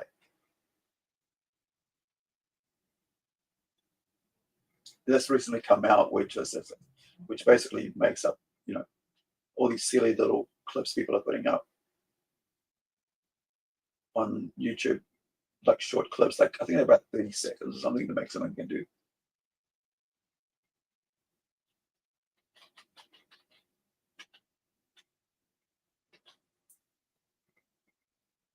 Actually, I think I'll just leave it at that. Don't need to add anything to this.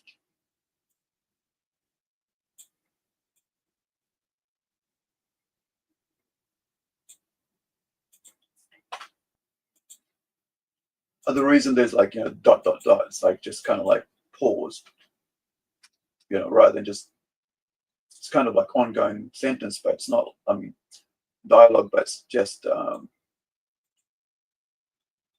it adds to like pace. So like going, well, you forced their hand, sister, sort of. So yeah, I just noticed that because it's like, yeah, I know what the word means because I had to write this like about 2-3 years ago, right?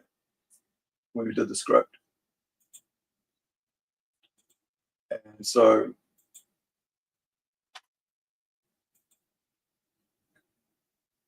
you'll notice why she's speaking, she's saying, Romanian text. Words and stuff.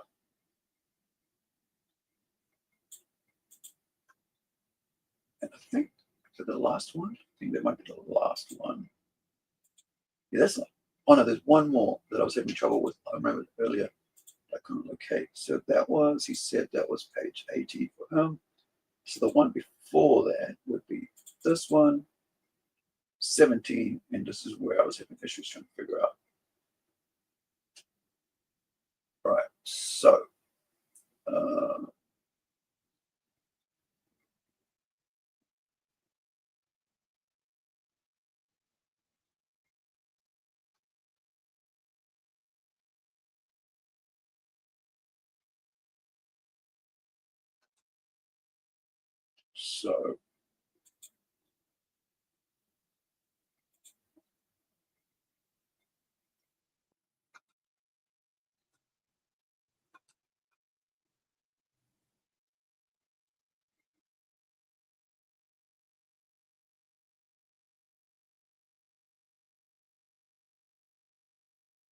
it's just wait.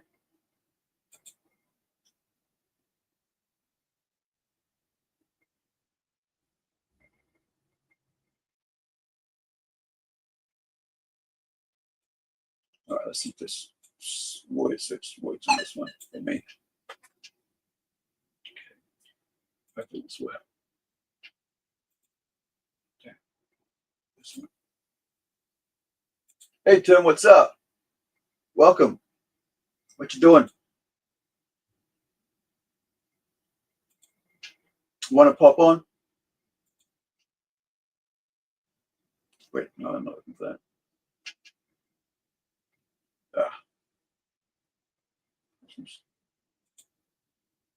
Floating between two screens. All right. Let me just do this one check here. I realize I should give you your own intro. So give me 1 sec. Let me set this up and I'll send the link through. Just got to find this while I've got this in my head. Yes. Dang it.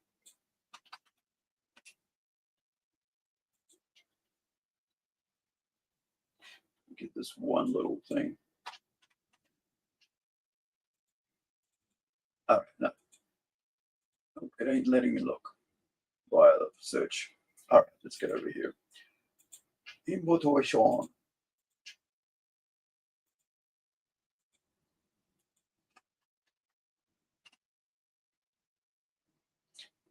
And then, of course, once you show up, I'll do the old find you.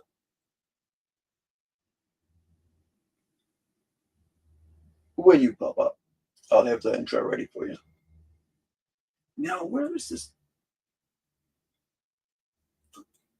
I like do single word searches. So, is it that page or isn't that page? This is like annoying me. It's like, why is it this one thing I can't find? Right. Oh, here we go.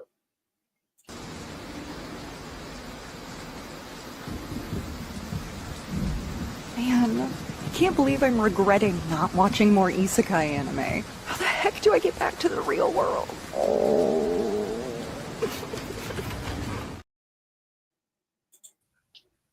Welcome. Welcome. Welcome to me. Right. It seems like I can't hear it. Give me 1 sec. Check. I can see. I can see the. Yeah, it's weird. I can see the sound and everything. Whatever have you. Yeah. I can't. I don't see it coming through on my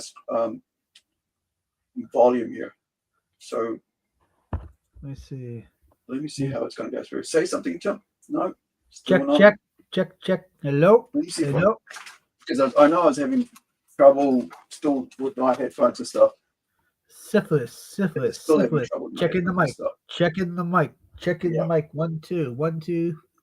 Let me do a YouTube thing and see if it's my if it's coming across okay on YouTube, but not on me. On my end, I should say, not on me. 1 sec. To that. Checking the mic. Yeah, it's like even my YouTube not working on me. So let me switch. Emergency responders. All right. Say something now, Tim. Checking the mic. Check. Weird, man. Hold on. Yeah. Why is it going? Like, I'm on 2 different screens, so it's kind of a bit. Working on one screen. I'm playing Okay. the other screen. Let me see if I can. Okay. If I can hear you coming across YouTube, that'll be probably better. And then, is it because my other screen's volume is too low? All right, say some stuff. Check. 1. Right, Check. you're coming through on that screen. Yep. Perfect. Check 1. Yes. Thank you. Yeah, it's a volume thing. It's like I thought it would have come across.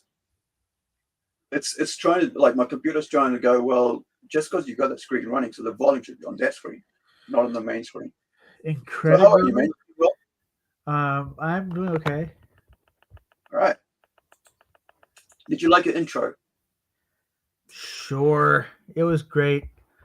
I thought you were gonna do like you should do like an intro like a parody of like that one start of that one Misfits video, where it shows the logo coming close and you're dun dun. You ever heard that one? Not sure. Don't know. Okay, so they had the song. They have a song called the Abominable Dr. Fives Rises Again. Yeah. Which, by the way, is a great film. I think I've seen it. Oh yeah, well they did a when they didn't have the legal rights to the name, they had a band called Christ the Conqueror because they're what Danzig was going darker. Well, they were going to go the opposite way and do like some kind of weird power metal thing. So this is talking about movies. This is the one I'm trying to watch this week. Just haven't had time to finish it. It's called Galaxia. It's like a parody of sci-fi movies. Like even the intro. Are we talking bad parody? Or are we talking good? No, it's actually good. It's a parody, but it's actually quite good. So it's even got the Star Wars word thing. Let me show you this. Bring this. So it's got this. This is the start of it.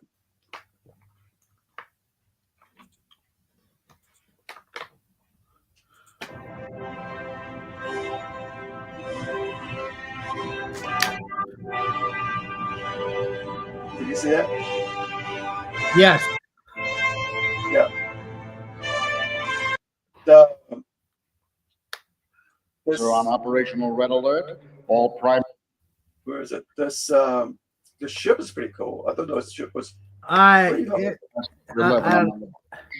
All I traffic are on operational red alert. All primary ships functions are operational green.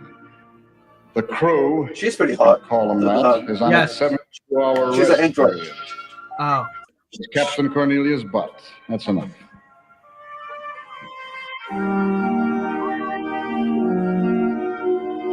Yeah. So I have only seen about 15 minutes of it, but it's like it's pretty I don't cool. know. Kind of- I don't know if it's good as like Spaceballs. I don't think it's that funny. Like, I mean, it's not trying to be that sort of parody, Right. but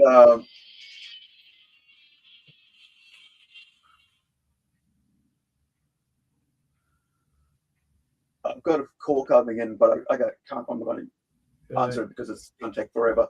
But like, so the ship is really cool. Let me get the bottom of it. Like, so there are some parody things that like is it's like parody, but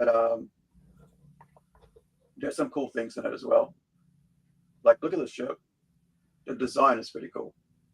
Yeah, that's pretty out there though. That's kind of crazy. Yeah. So I mean, It kind of looks like something that would be. Remember Cable back in the early days where they'd have shows or movies you've never seen before anywhere. yeah. There's always something weird, kind of like Generation Hell or something, or some weird. This looks like a cuttlefish. The shape of it. Yes. And when I was looking at this, I was like, that looks like a nut from a nut and bolt. Yeah. But then it's not. Are they doing that thing where they scroll down the ship and it takes forever? Yeah.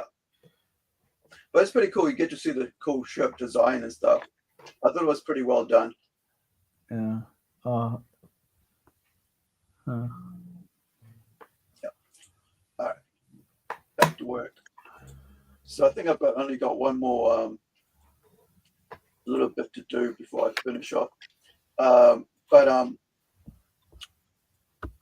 Yeah, I got a meeting later on today, so I'm trying to get, as soon as I get this all finished, I can go back to, I can knock off and go set up the meeting, because we got to look at how we're going to release when we're going to release this,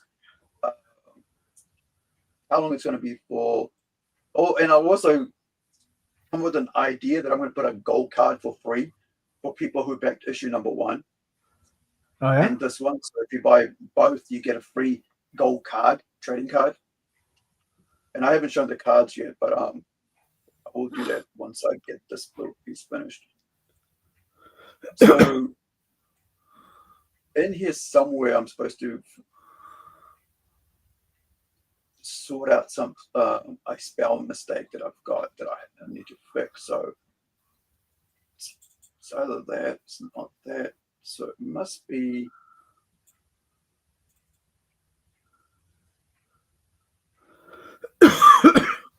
Either.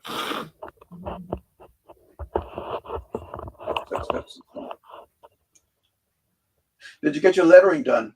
Did you letter? Yeah, we're just making a few adjustments. Sometimes certain things in the script don't get edited out, or something gets lost. Like that was supposed to be changed, and I have to. I'm looking through it and go, oh,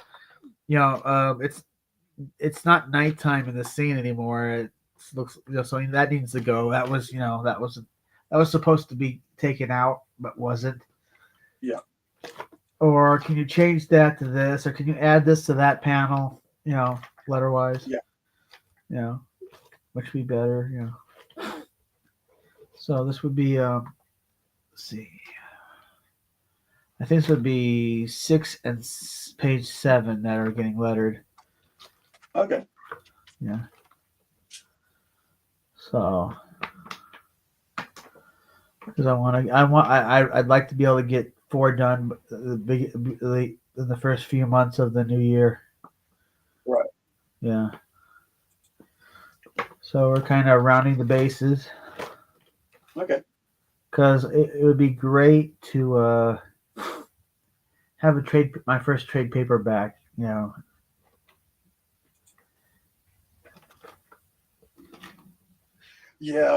that's my thing as well. Get the comics finished, floppies finished, get a trade out, get the trade into stores. Yeah. Well, I think people would be more inclined to buy a trade anyway. Yeah, well, parents tend to buy trades because it's all there. You don't have to chase up in the next issue. You don't have to work. Don't have to you know. Don't have to worry about what decade the next issue is going to come out in. Yeah. And that's like the Spider-Man and Wolverine by what's his name, Joe Madura, right? Way back when. It took like about 4 years for him to finish the artwork because he was so picky and stuff on that series. This is like in 2000s. I actually have the hardcover graphic novel that Joe made, Spider-Man and Wolverine crossover, and it took him about I think it was 4 or 5 years to get that out. And so parents tend to buy graphic novels because it's all there, and that's why it sells more. The young adult graphic novels sell more because it's all completed and it's all in your hand, so the parents don't have to chase it up. Like if you look at like why it's the amount that it sells is horrendous. Not horrendous in a bad way, horrendous in a good way, like huge amounts of sales on that stuff. I still like doing the floppies because it's just fun to do. Yeah, but it's because it's a collector thing, right? Well, and also just more content, Yeah, but I mean, even you can have more content actually in the graphic novels if you add to that, and that's Yeah, why one thing that takes you got forever. to add. Yeah, if you're putting out a trade paperback and a graphic novel, you got to have extra content because you got to invite people, give them something to buy, a reason to buy a trade if they've already bought the graphic novel anyway. I mean, sorry, the floppies already anyway. Well, I'm trying to build an audience. That's why I think doing floppies is still needed. Oh yeah, 100%. Yeah, Yeah. That's what we're putting it out. I mean, that's why we're putting out a webtoons, manga and webtoons for free because we want to build an audience. Yeah. And that's I'm doing shows now, so yeah. I just don't understand that these people that they think they're going to put a book together and make millions of dollars, and they're not. Well, unless you get it into stores, there's no way. Even then, it's like you're not. People buy. How do I explain this? I mean, you got to have consistency, right? If you just have a comic in the store, you don't have issue 2 or issue 4 out in that same year, people forget. Yeah. Well, people also like you could have like the crappiest Spider-Man book, and it's going to make money. Well, that's only because people are so used to buying the same crap over and over again. They don't care as long because they know Spider-Man. Yeah, that's what I mean. It's because of the brand. Yeah. I could go up to some stranger and say, hey, Melvin, right? And they'd be like, what the hell are you talking about? Right. Or, hey, man, Incredi-Girl, right? Like, yeah, exactly. Who? What? Who's Incredi-Girl? What? How do you spell that? Yeah. But you can say, hey, Wolverine, and everybody knows who Wolverine is. Yeah. Well, that's why you got to have the consistency of putting out product all the time.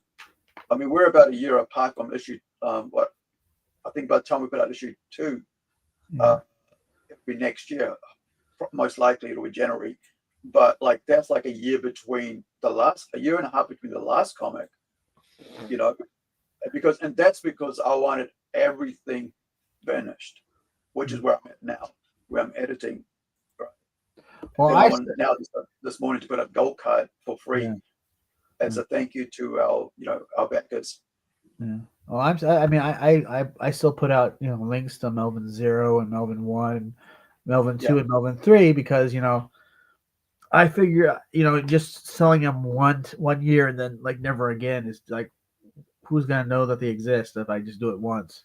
Yeah, I mean that's what we had Incredi-Girl go out. Let me see if I can find it because I'm on this other freaking computer, and all my other stuff's on the other computer. But maybe I have it here. But let me just see if I got it on here. But in it should be, yeah, all my work files should be on this new computer.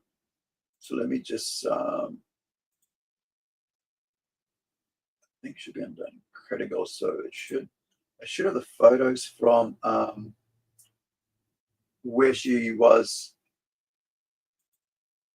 24, 25.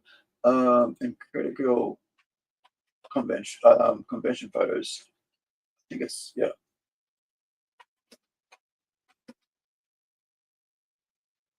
I think I mean the web comic we took to, I mean we had the first print was a web comic, right? So but then we also had our publisher take it to Texas last year as a print version, and I've got photos of that. I was going to figure out where those photos are. You carry on talking while I look for this. Cool. I don't know. I just my theory is that you just keep reintroducing people to your characters repeatedly for years, and then maybe then people will start catching on. Who knows? Or maybe you'll catch on when you die, after you die. Who knows?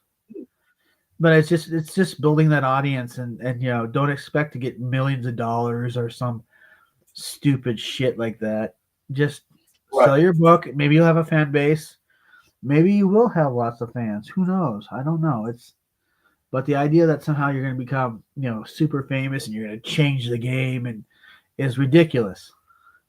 Right. Because you know how often people are bombarded with buy this, buy that. Oh yeah. So the idea that it's really kind of hard to impress people with stuff. So this was last year, and you can see here, right? Right. Incredi-Girl, that's the foil cover. Then also the circle, and then you've got all these other ones, right? These fan comics that they did, and you got Incredi-Girl here, then the poster, and this was in Texas last year, a little town called Borgia. And called so what? Without me going there, my publisher. Wait. What was it called again? Borgia. You sure it wasn't called? You sure it wasn't called Belton? No, Borgia. Okay, because yeah, Borgia is Texas. There's a place in Texas. It's a border town, if I remember right. So talking about which, bring this down. Because the only one I knew of that was the big one down there is Belton Comic Con. Comic Con? Yeah. Which I went to, but Boom's the one there. I'll show you. Actually, they've got a new one. Not new one. Sorry, they've got a new event on. I was just looking at this page there. Let me get on that thing. I just shared it on our Punch Studios page on Facebook. So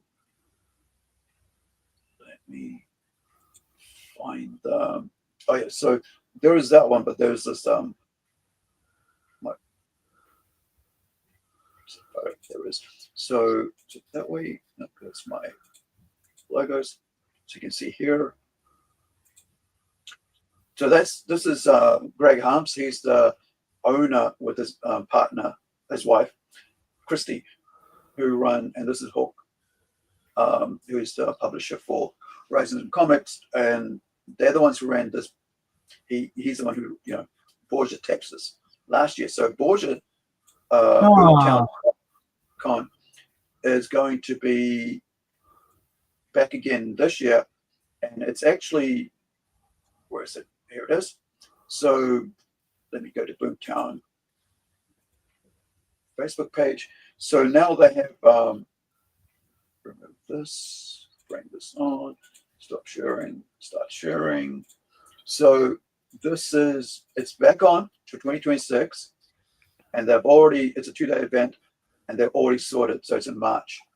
So I know my comics will be back there again.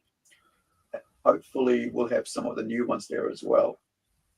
So they just released the map, the settings, so you can see most of it's like already taken up. So that's pretty cool. Yeah. So if you're, if you ever around Texas next March, man, this is a place to go to support your local. It's a brand new event just started this year, and they got some really good publicity and everything. They had G.I. Joe and a lot of artists, independent indie artists as well. I'm not ready. I'm not ready to do because I'm up here in Idaho. So Oh, sure. But I'm talking about like traveling. So like if you were like actually going, okay, this week, this month, this month I'll go here, I'll travel through things. So like if you want to do a circuit type thing, right? yeah. Well, I mean, I'm starting locally, so yeah. So this is the thing about for those guys who are actually listening to us rather than watching. On the screen, I'm showing the Boomtown QR for the link for their link tree, so you guys can later on, if not now, you can grab it and go check them out. So what I was going to say was like because the US is like so wide, right? Yeah. And so large, you can actually probably make friends throughout the country and go, hey, can I come and hang out with you this weekend? And then next weekend you go to somebody else's place, and then into somebody else's place, and you do this whole trip around. Are you familiar? Are you familiar with the documentary about American hardcore in the 80s? No, I haven't seen that. Well, that's how they used to tour when they would go, like maybe to the East Coast or the West Coast. It wouldn't be like, okay, where are we going to stay there? It's like, okay, who do we know in that town? Who do we know in this town? Oh, we know the Misfits in New Jersey. We could stay at Jerry's house. Right. Yeah. So just same concept. Oh yeah, exactly. I mean, that's the thing. It's like, but the thing is, you got to have a vehicle. Like for me, I don't have a vehicle, so I actually have to rely on others. Sucks for me because of that. If you provide gas money. Oh yeah, that's how I do it. Yeah. That's how I do it with my friends. I go, yep, I'll pay you this much, and I'll also help out with food and stuff or whatever you do. Like, but I don't travel because of my spine and neck injury. The shaking in the car really doesn't work for me. So I actually have to make sure I have a pillow. I usually take my memory foam pillow to sit on, so that it actually doesn't, it limits the amount of movement on my spine. So because otherwise, by the time I get there, I'm already in pain. Yeah. And then now I got to sit down and stand up all throughout the day. I was like, it's not good. So I tend not to travel that much because of that. Yeah. Well, it kind of helps that everybody that I know is a comic book creator. So. Yeah. So. And I think that's the thing. Like you got to really. And here's the thing that I think a lot of people don't understand is that if you're going to create these parasocial relationships, do it based on honesty. You'll do it based on business too. Yeah, business and honesty, and you need honesty in business, right? So if you're not honest, what's the point of being in business? Yeah, you could even sweeten the pot by saying, "Hey, not only will I pay you gas money, I'll pay for the booth." Yeah. I mean, when I had the last big event I did, right, which was in about maybe 23, end of 23, was that I actually I co-hosted, I co-managed, whatever you want to call it, a convention, a big, huge, over 10K, whatever it was for the weekend. I think it might have been a 3-day event. A couple of years ago for an anime convention, right? And it was huge. And the contract I signed was for double figures, right? And I had to do all the work for providing food, for providing food and drink, accommodation, time, schedules, the whole shebang. I had managers. I had 4 managers, I think it was, looking after 4 areas. Like I had someone looking after cosplay. I had someone looking after gaming. 3 managers, I should say. And I had someone looking after the arts alley, right? And then myself was on like 24/7 on my brain, throughout the day on. And it was stressful because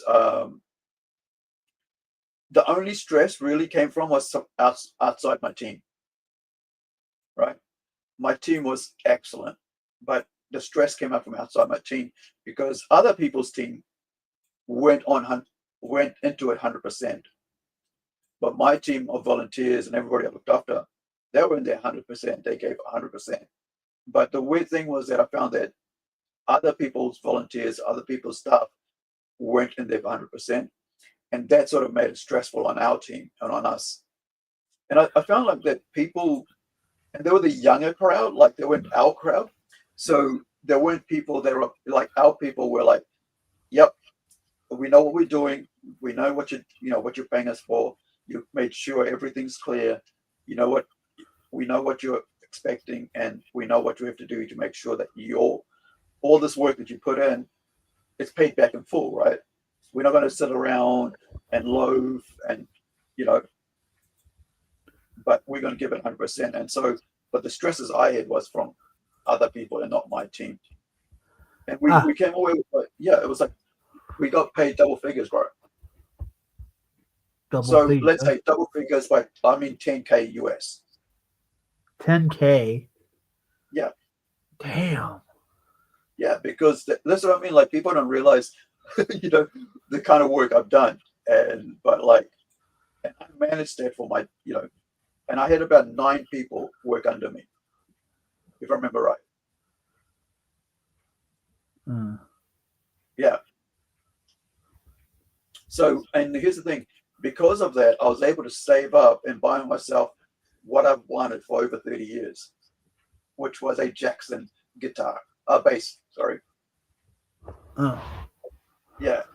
Huh. And that's, the one thing I've wanted for about 30 years since I was a teenager was that. And, more than 30 years. And so I was able to finally get to it by doing this one job, and, saving up, paying it off in cash. Not like, I've kind of said, you hold it, I'll come in every week and I'll pay for it. And so once I got paid out, I was like, yep, here's your money. Thank you. Walk away with it. All set up, case, wires, cord, power cord. How do you feel about trying to sell to people outside this niche comic book audience?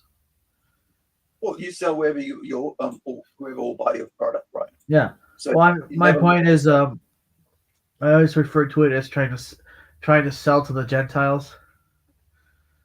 Yeah, but you want to sell to whoever will buy your product. Yeah, doesn't matter whether they want you or not. Yeah. You have to sell it in a way that they will, they will come to you and say, well, what's this? And you on that day go, well, do you know Spider-Man, Superman, all these things.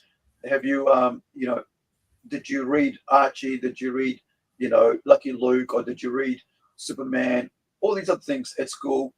Did you enjoy it growing up? You got to be able to meet them where they are and not where you are. Right? Yeah. Because nobody, like the thing is, like everybody's Batman is their first bet, right? Right. That's why they always have the start of the Batman comic. This is what happened to Batman when he was a kid. His parents died in front of him. Right. Almost every new Batman comic has that, because you want to remind them who Batman is, and now he's a hero trying to not have that happen to other kids. That's his driving force. Yeah. Right. Yeah. And same thing with Oh, with Spider-Man, right? He let you got. They always remind you that he let Uncle Buck die because he let that guy get away. Is it Uncle? Is it Uncle Ben? Don't you mean Ben? Sorry, Uncle Ben. Yeah, Uncle Ben. Not Uncle Buck. That's John Candy. Yeah, exactly. Uncle Buck with the big pancake. Yeah. No, well, I mean, like, I don't know. I was just thinking, go where people wouldn't expect a comic books to be sold, besides just the niche Yeah, crowd. I mean, like it's you have to really. Sorry for talking over you, but you really like have to go wherever you can to sell your product. If you're going to stay in comic scene, really, I mean, you really are stopping yourself from stretching your market out, right? Yeah. Well, And I mean, the market is shrank. That's why we should be kind of trying to expand it. Well, the reason the market shrank is because it kept putting out trash that nobody wanted. That and like variety and the online behavior. Yeah. Yeah. That's why manga continues to win. It's because there's variety. Oh hell yeah! Like I mean, like one of my favorite anime, right, is about fishing. Yeah. The little girls going fishing after school. There's instructional mangas. Yeah. Yeah. And I mean, that's why we're like, I started. See, for me as a writer, I never want to limit myself by the genre I'm writing in, right? Yeah. Because I don't know what genre might catch on. I mean, what title might catch on. Well, so I mean, I write I've been for anybody. I've been studying like manga tropes and trying to organically put them in my story. I mean, there's a little bit in Melvin Ford actually. I think there was a trope about like when something tragic happens, there's always a flashback to a happier time or something. Well, it depends, right? Really, how you wanna, what I mean. The first and foremost is what you're trying to say in your comic, right? What story are you trying to tell? Well, okay. Yeah, so you make that first and foremost, and then you figure out how to do it, right? How to get that point across to your audience that you're trying to build. So, like, I know I'm the same as you, right?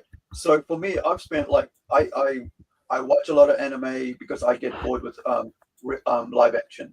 It's the same shit over and over again, right? So I watch all types of genres. Like at the moment, I'm watching on my list is to watch Ace Detective. Yeah, I'm on episode 3. Ace Detective, but like most time I watch isekai. Parallel. You die and you come to another world, right? And you read. Right. And then also I used to like mecha. I don't mind mecha too much now, which is where you're inside a giant robot. All space battles, and then I also like a lot of crime anime as well. Let's see, my favorite manga happens to be Fist of the North Star. Right. Yeah, or let's see, what's another one? Trigun. That's a good one. Like the hero is not really he's not even a brutal kill. He's not even a brutal killer, and everyone's afraid of him. It's because your infamy goes before you, right? Right. Yeah, it's just like the infamy doesn't quite add up to who the real person is. Well, that's because of who is trying to make him to look that way, right? I mean, that's the whole point of that story. Is like he's such and such person, but like it's like the so-called media, right? It's trying to say that he's something else, and so they've twisted who he is and what he is, and that's why that story works so well, because it's just so large in scope. And then they went and redid it in CGI, and it was just crap. Oh, well, why would they mess with that? That's stupid. Well, it's called Netflix, bro. They mess with everything. Oh, well, that's kick Netflix square in the nuts. Yeah, that's why, like, when they did one of the other great ones, which was Cowboy Bebop. That's why they got destroyed over that as well. It's like, Oh, why that don't we was just leave yeah, this? that was terrible. And then the actress was being a real cut stain. Yeah, but yeah, I don't know. I don't. I just kind of feel like you got all these people playing it safe. You know, they want to just go from crowdfund to crowdfund. And it's like, okay, then when are you gonna? Crowdfunding is to help you get you started. When are you gonna get off that and actually just, you know, make your, you know, when do you keep? Why do you continue to need crowdfunding? What's that? Sorry. Oh, I was just crowdfunding is to help get you started, right? Oh yeah, But yeah. people go from crowdfund to crowdfund. It's like you don't Oh if yeah. you It's Billy Tucci, bro. Billy Tucci, bro. It's like the yeah. He just basically he shouldn't even be on crowdfunding. you shouldn't even need it. Yeah, exactly. He shouldn't even need it. And it's like, how many decades has he been on there now? Since the very start. I even thought of the same thing with Todd McFarlane. Your name's so big that why are you even there, right? Oh, Same with Rob Liefeld? Rob Liefeld. Um, who's those other guys? Image Comics, Dynamite. All these people who have like direct to stores, and and around the world. Why are they using crowdfunding? Well, because Right? they were jumping on it like they're jumping on the bandwagon. Yeah, but they should. That was the worst place. They were they were crapping on crowdfunding when it started. They were the guys who were like, crapping all over it, and were anti it since it started because it was like they knew that they were hateful towards it, jealous of it because they knew that it'll give individuals an access to customers that they were gatekeeping against, right? Because Right. comics mainstream has been gatekeeping comics from people because they want to tell people this is how you do it. The Marvel way, right? The Right. DC way. So at the end of the day, what crowdfunding did was for us was to say, dude, if you have a product, if you can get it out in time, and if you can, and most of them don't, uh, and and not even get it out in time, but actually have a finished product. Uh, I don't mind people not getting stuff out on time. I don't. But if you take the money for it, then you are supposed to get it out when you say you're going to get it out, right? Otherwise, get off the crowdfunding, right? Once somebody gives you money, you should have the product to them within the year, 12 months, unless you have been injured or something and you've kept them up, and so on. Let people know what's going on. But if you are out there lying to them, saying, "Oh, I don't have the time," I have to YouTube every day. Nobody's saying to YouTube every day. Hell, I Yeah, don't come into YouTube unless I have the time to that's do it. retarded. Yeah, like most of the time, I'm drawing, like I'm coloring, or I'm editing, or I mean, I'm not drawing because but I mean, like I'm fixing drawings, right? If I'm, if I need to put a line here or something, I got to do that so I don't, Yeah. that's what I call when I'm drawing. You But can't be both. You have to be one or the other. yeah, Why do you think I don't have a YouTube show? I mean, I have you can do, but you can't do it like give the same amount of thing to both because it's like fence sitting, right? If you're sitting on a fence, you're gonna fall one way. You can't balance on a fence. no. If talking about wire fences, we say that fences in New Zealand because it's like this. We have wire fences like farming and stuff, so you can't stand on those forever because you're gonna tip over one way or the other. Yeah. I've seen what people do. They become they start a YouTube show and then they worry more about YouTube than they do about getting a book done, and then it becomes all about the. It's like nah, I don't. Plus, I never have anything to really say unless I'm That's on someone basically else's it, show. right? Yeah, Yeah. I and mean, then I have nothing to say unless I'm working. yeah, and honestly, I just think it's stupid. It's like I don't mind being on someone else's show, but I'm not going to have a show of my own. But I mean, that's their thing, right? I mean, like, I don't care what other people are doing, to be honest, anymore, because like, I think it's like you do your thing, but don't lie about it. You Right. know, Right. don't lie to your audience that you don't have time to do your books when you're sitting there for 8 hours a day, or 20 hours a day across several streams. Yeah. But then saying, "Oh, I don't have time to draw. I don't have time to work on my books." It's like, then what's this 20 hours spent on talking and crapping on people? So I mean, that's why I say I don't mention those people, because I don't want to draw attention for myself or from the work my team is doing, and that my team's working every day. Like, I mean, I get work coming every day. Like my one of my artists sent me a page saying, "Oh, sorry, dude, I had to redo a couple of the pages because I did the doors on the wrong side." I said, "Oh, that's cool." I didn't even pick up on that. You know how people say, "Oh, people make mistakes." Yeah, people do make mistakes, because sometimes when you're staring at something long enough, you don't see what you're doing wrong. But when you walk away and come back to it, you go, "Oh shit, that's in the wrong way." So I get I have artists who sent me pages almost every day, depending on who it is, right? So across the 7 days of a week, I had pencils come in 2 days ago. Oh no, yeah, 2 days ago. Last night I had a colored page come in. 3 days ago I had an inked page come in for issue 2 for Templeton. Last week, every second day I have a colored page come in from our Howler comic book. So because we're working on 7 comics actually at the moment. One's another person's that I'm producing, right? I'm lettering and producing for. So that's our 7 book. But I think if I was on here EFAPing and talking about other people every day, I would have no time to do that, bro. Right?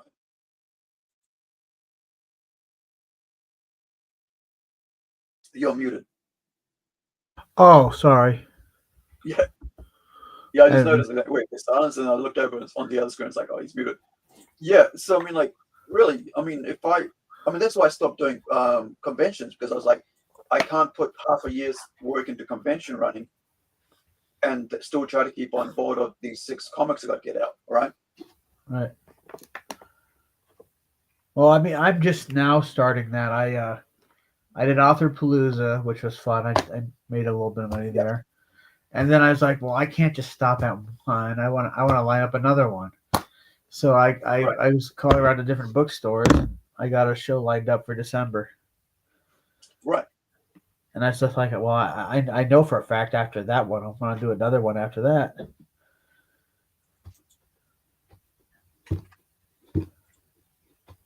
Oh, yeah, by the way, it takes me about, depending on how many pages I got to upload, it takes me about 3 to 4 hours to get our manga cut up for Webtoon alone. Yeah, I have to get back on that. I've been kind of, I can't, like, I'll be working on something, and then I can't. I gotta change my focus and start work on issue 4. So.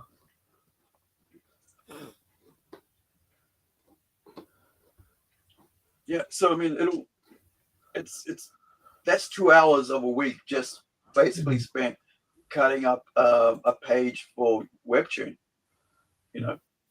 Well, that's another thing is they try out an IP, and then it doesn't make the amount of money that they're wanting, so they stop putting that character out there, and they work on something else. It's like, no one's ever gonna get a chance to know your characters if you keep changing it up and trying something new. Well, it depends what you're trying to do with it as well. I mean, like I said, I'm working on 7 different titles right now. One title for somebody else, and but you can do that, but you got to carry on working on that, right? You can't just like try to create new things without actually a universal tiring in. So like with ours, like I talk about when at the start of the stream, I talked about like how it's a plunge universe, right? So all these characters, all these titles fit into the plunge universe loosely. So you've got this manga. This fits into that universe as well, despite it being a manga, right, and a separate title. Right. So you end up with like people get to read that as well as get to see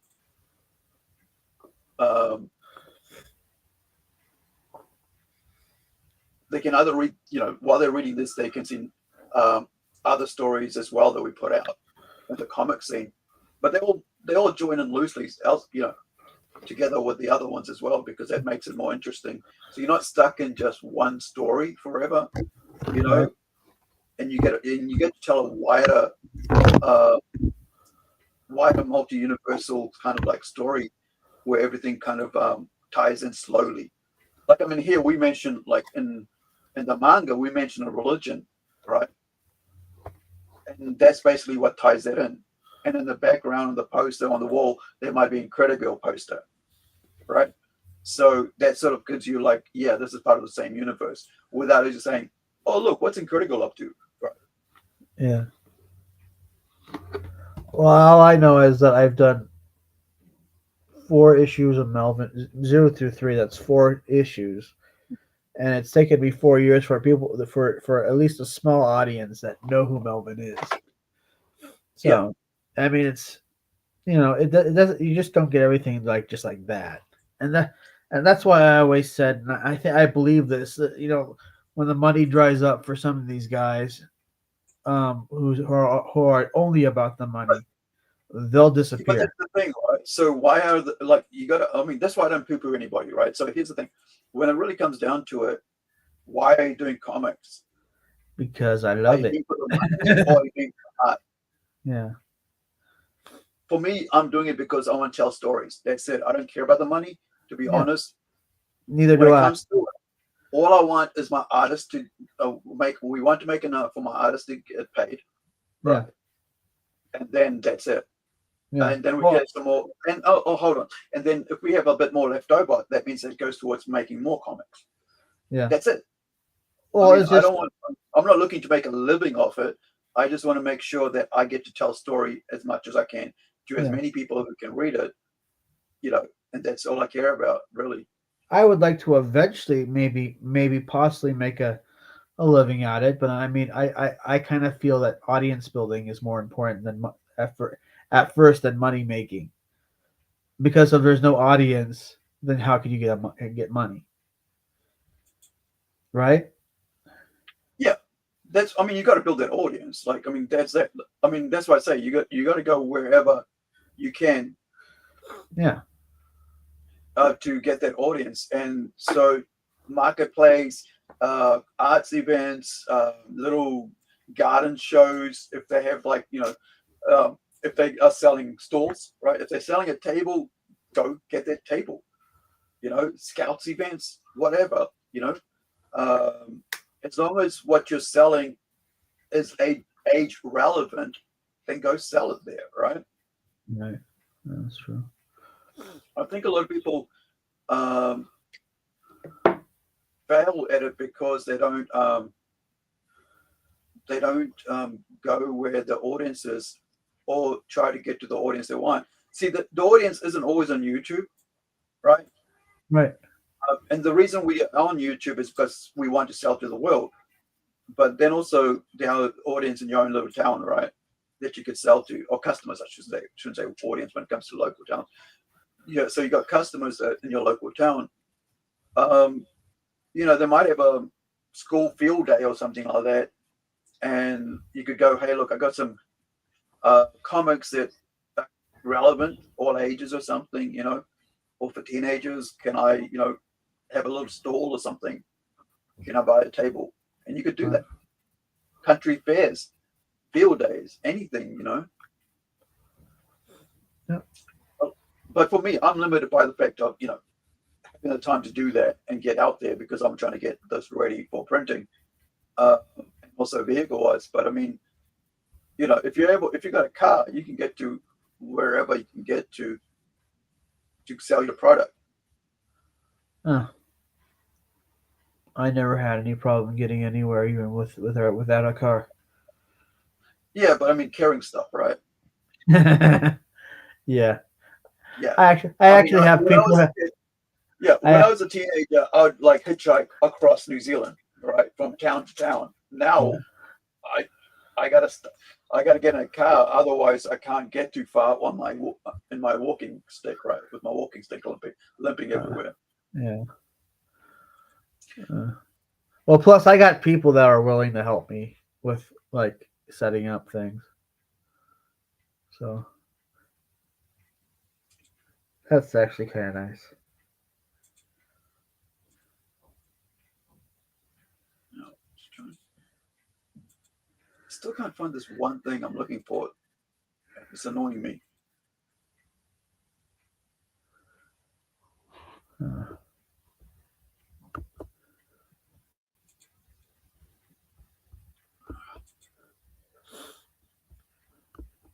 Okay.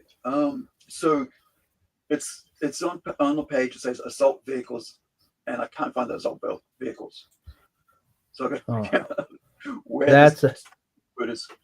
That's a bitch. Yeah, and my word find, whatever this editor is not finding the word. It's like,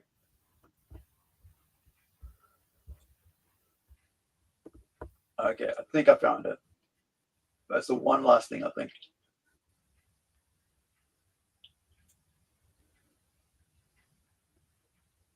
Okay, so it's this page, hopefully.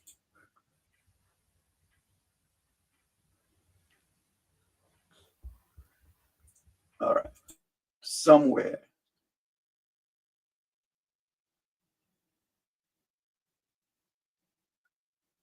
But is it that one though? That's a question.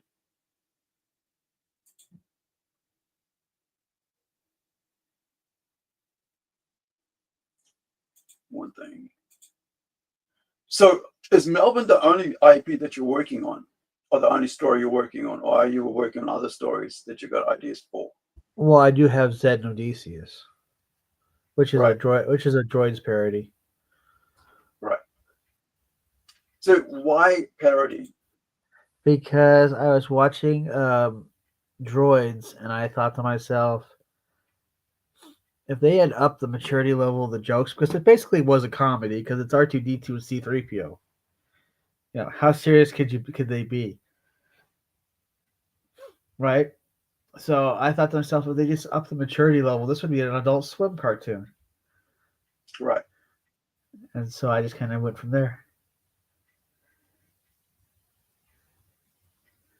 And I use it to make fun of people I think deserve it.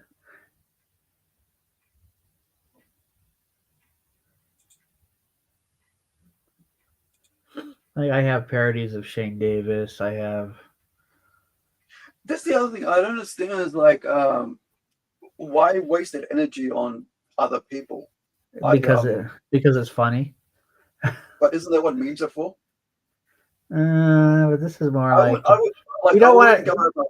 I know people have like different ways of whatever they want to do, and I will never limit. I wouldn't tell anybody to do what they want. But my question is, why spend the time, money, and energy to create something to parody against people who don't matter? Because for me, funny. like those guys don't matter, right? Yeah. Well, in my scope of things, outside of the YouTube sphere of whatever little niche group, they don't really matter. Yeah, I know. See, I couldn't. Yeah, I couldn't do that. Yeah. Well, I mean, I wouldn't pay somebody to do that either, because it's just a waste of money, to be honest. I don't know. I sometimes get these really good ideas that I feel compelled. I feel compelled to do. I did have way back when, when Mum came out. Yeah. That comic by the Game of Thrones girl, woman, whatever, the MOM Mum comic where she gets her powers through period blood or something weird thing. Oh, yeah. Oh, right. yeah. That is a horrible book. That is a horrible book. A friend of mine, Allie, she did a reading of it, and I was like, "Oh my god, I never read it. That is a steaming pile of shit." So I never actually read it myself, right? But I what I did do is I had a friend, like an artist friend, just drop this cartoon of it. We didn't pay him or anything. It was just like, hey, can you do this? Because I'm going to do this article. So let me see if I can find it. Where the hell did I put it? I think it's plungenz.com.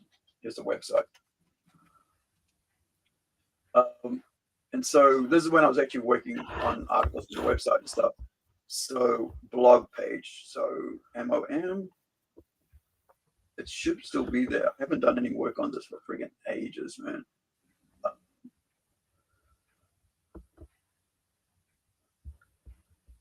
I think it's Our Comical Sector Universe. Oh, here it is. So I had a Greek artist who was actually working on the PJ and Chibi comic strip, which I haven't worked on for ages because I've been working on these things. I had him do this Dads Against Doom article. So if anybody ever wants to read it, it's the link's in the chat, but I'll also put it on the stream so you guys can just see what's called.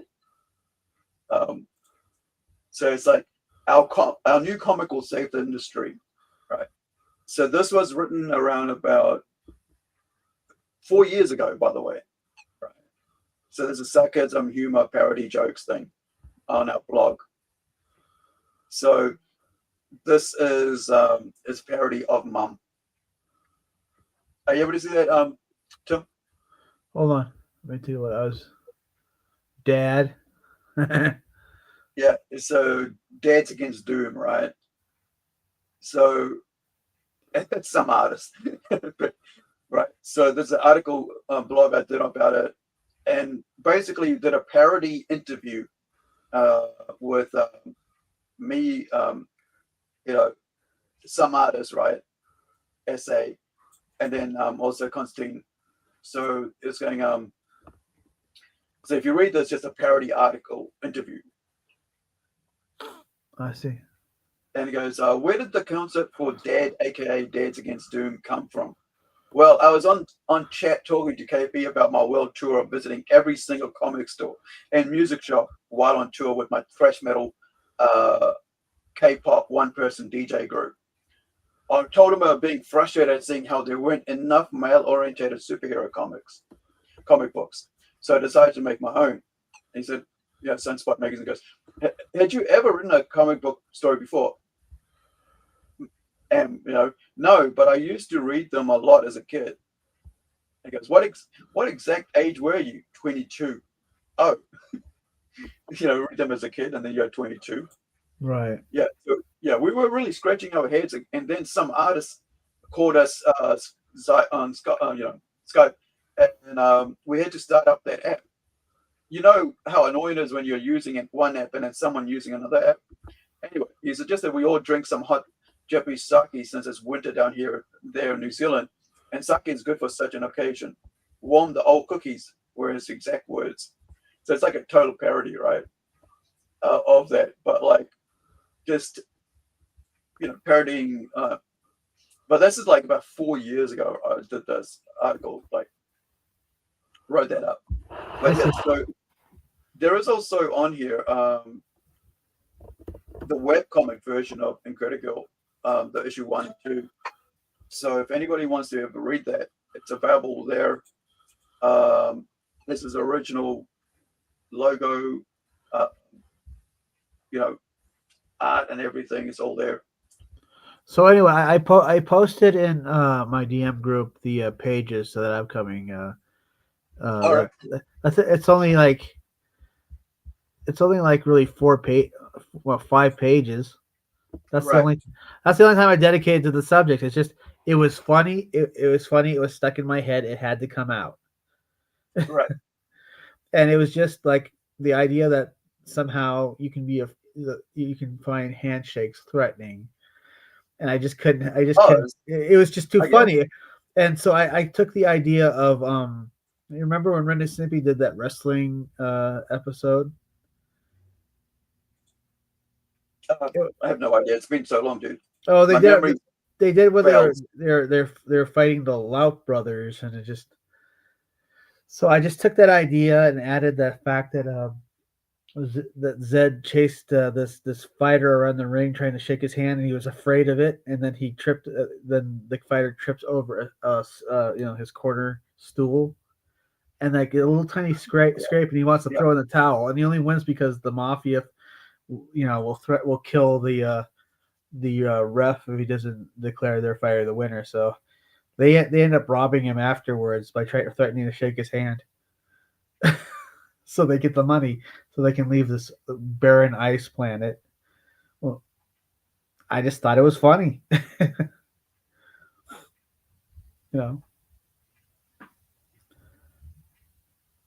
I mean, the subject itself is so stupid that it's hilarious. Oh yeah, but I mean that's what I would like just do memes rather than like Well, I mean, like Wiggles doing a Battle of the Kangs where he's kind of poking fun at him. But that sort of draws more attention to them. I think that's the thing. Like, that Well, whole idea of like, yeah. Well, I mean, when you look at the pages, that like the fighter looks nothing like him. It's just it's just the subject matter is kind of like based on a silly idea and kind of goes from there. That's all. Oh no, I fully understand. But I mean, like, I just think like if you draw attention to something, it just gives them more, what is it called? More power and energy to keep, to grow. Because I think this is what, like, the algorithm's all about growth through negativity, right? I found that this is how YouTube works. It's like you build your thing by clickbait. And I'm like, yeah, I'm just dumb. If I got nothing to say, I'm not going to say nothing. Because that's why, like, at this point, like, everybody's like, who wants to be a YouTuber, and it's their main bread and butter, that's how they feed the algorithm, is by doing clickbait and shorts that attack other people, because people like seeing other people because that's not them being attacked, right? So other people being attacked brings us more happiness and feeds our dopamine levels than if they're attacking us. And that's when we, and it doesn't, I'm not saying that I'm not part of that because I definitely am. But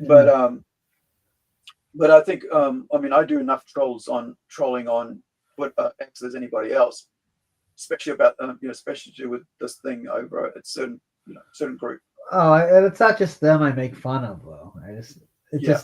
That's just the one I came up with. Just I couldn't help it. It was funny. I get it. That's why I said, like, that's why I did, like, I was reminded of Mum, just doing that dad thing and doing a whole article on it, a fake parody thing of it, which hardly anybody ever read, but, you still get it out there because it's in your system, right? And I get that. That's why I say, like, I get it. Because sometimes you just got to get it out. Otherwise, you'll just keep thinking about it. And it'll stop you from moving on to the next thing if you don't get it out. Yeah. And I think that's what a lot of people get writer's block as well, is rather than just getting it out on the paper, they keep thinking about it and they keep it in their heads. Yeah, well, the thing about Zed and Odysseus though too is they're just there's just a series of ash cans that eventually I put together into a full book. That's what I did with the last one. So it might be an ash can here that has.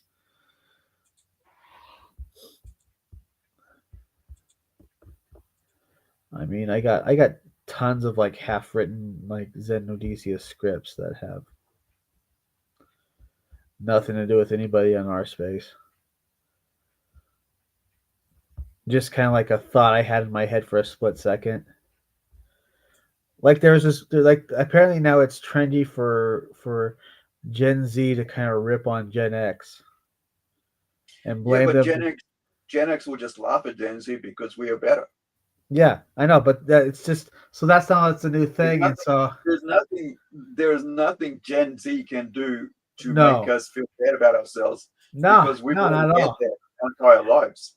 It's just like, what do you want us to do about it? And what you think you're not fucking things up for the next generation? Yeah, we already lived through that. Yeah, we lived through everything you think you are going through now. We dealt with far worse things, right?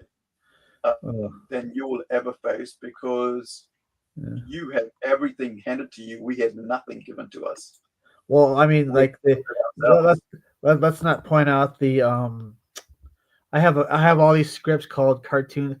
I have all these scripts in a file called cartoons to be murdered by, but I just like that title. Yeah,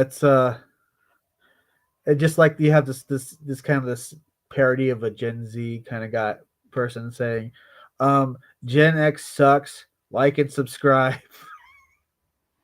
Yeah. Well, I mean, like, if here's the thing, right? As I said, like we were never given anything easy. No, never. Everything every weekend we came home with like with bleeding knees or elbows or bruises every weekend. Yep. We went out there, we played hard, bled, scraped, tussled and turned, and then we came home and all right, let's go back tomorrow. You know? So unlike these guys, they'll be like, yeah, I can't go out because I still got a sore boo boo. You know, And not all my parodies are mean though. I do make and this is not in a mean way. I'm sure you're familiar with Rainy, right? Rainy Jaws. I know her name, but I'm like I don't really Fiendish. pay attention to much people. Okay, well, she does a series called Fiendish, and she's so detailed from the like from everything. It's like wow, if this was like a computer game, there'd be like information on everything around you. So I had this story written where Zen and Odysseus end up in this world where like if they look at anything like like the world building head will appear and give them information and she basically starts chasing them and just every time they look at something some information will pop up like she's chasing us. I don't know. I thought it was funny because it's just like everything's so detailed. Well, sometimes you gotta. I mean, sometimes you gotta leave some people with questions, right? You don't have to answer everything. Yeah. And I'm talking about like you know, Hollywood movies and stuff. Like nowadays, it's like everything's answered. Yeah. Well, I just or not at all. I don't know. I just for some reason I thought the idea that that it's so detailed is just like I don't know. I just these things usually are funny when I'm thinking them at the time, and then they're just I have to write them, so I do. I guess you'd have to see the finished product to get the joke. Like the Yeah, I'm visual, so if it's not in front of me, I don't. You don't get the joke. Yeah, yeah. I'm not an instruction manual person. I'm a person that has to have it all, shown how to do, physically or or visually. Otherwise, I don't take it in. Right. And it's, I guess, I don't know. You can't see inside my head, so you don't see how it's funny. It's actually supposed to be funny. Right. Yeah.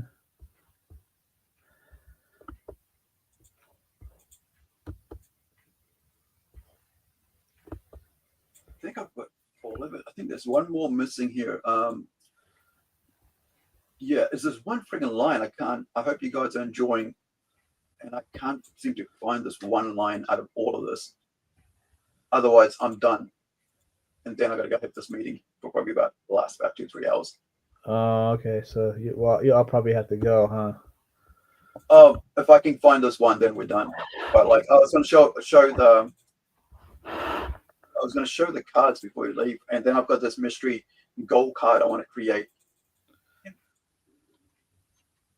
Yeah, I can't seem to find this one friggin' line. Goes, I hope you're enjoying yourselves, and I can't find the hope. And I don't know where that hope is. So I'm gonna have to go, and once I get offline, try to figure out. I hope you guys are enjoying yourself. It says page 14.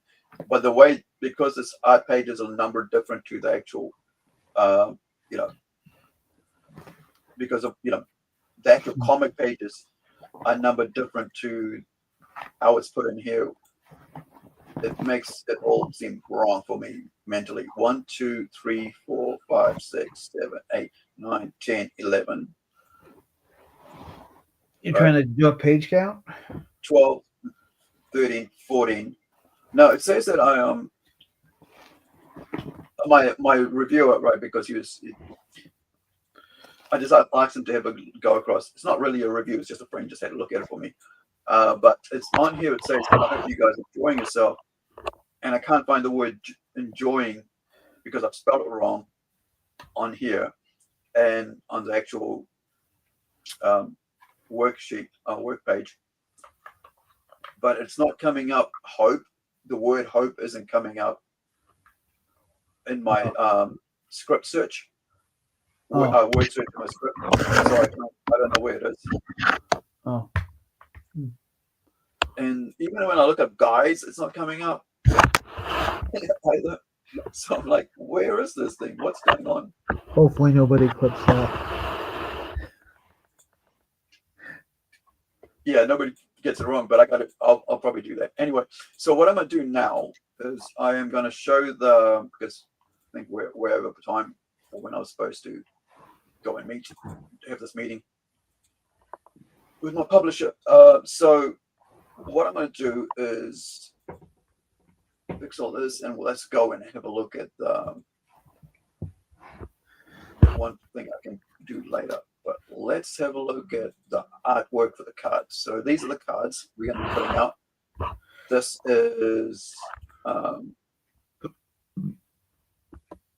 is for Pulse. There's the artwork here. Let me get rid of that freaking red lines. I don't see which nothing. you guys can't see. So I am going to put it on the screen now. Just realize that. So there we go. So let's get rid of that. Let's bring this down. So yeah, so this is the one of the cards. The card back's just finished editing this morning, so I got to send that again across to have another checkup.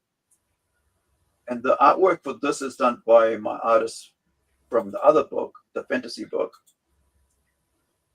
And he said, "Oh," I asked him, I said, "Do you want to have a go at drawing the cards for this, so we get different artists doing different set of cards, trading cards?" So this is the 4 issues.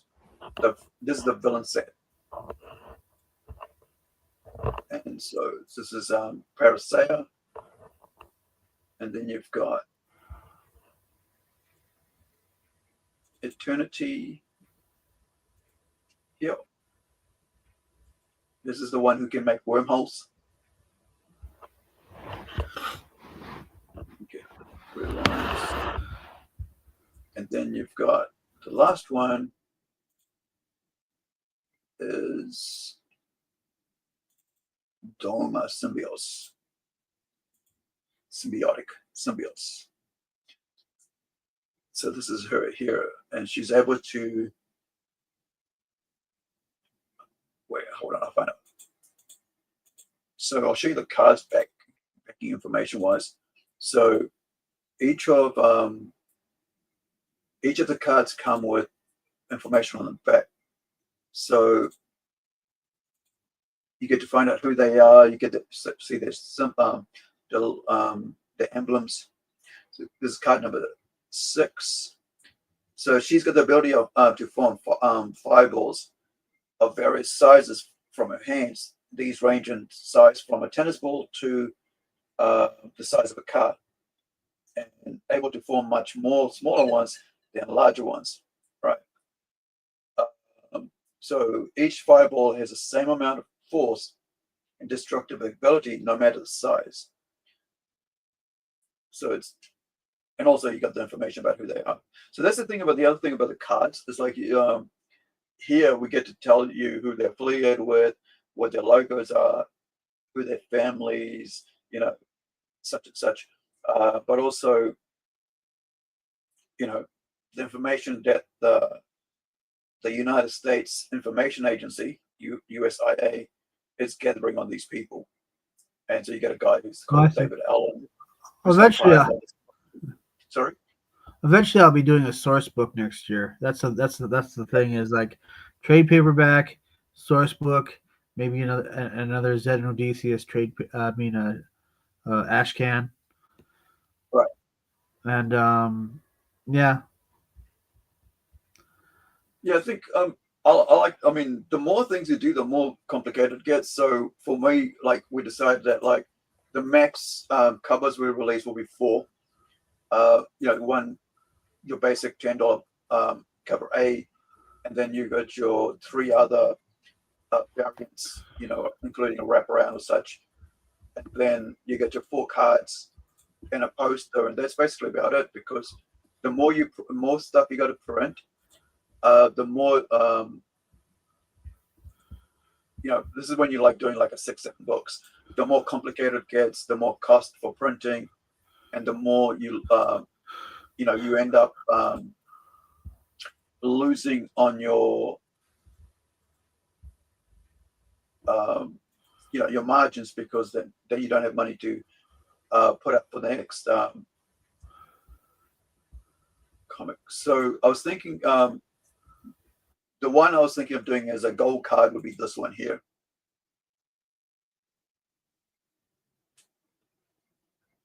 And because we've got it as a cover, so rather than doing it in color, put it as a gold card or a silver card.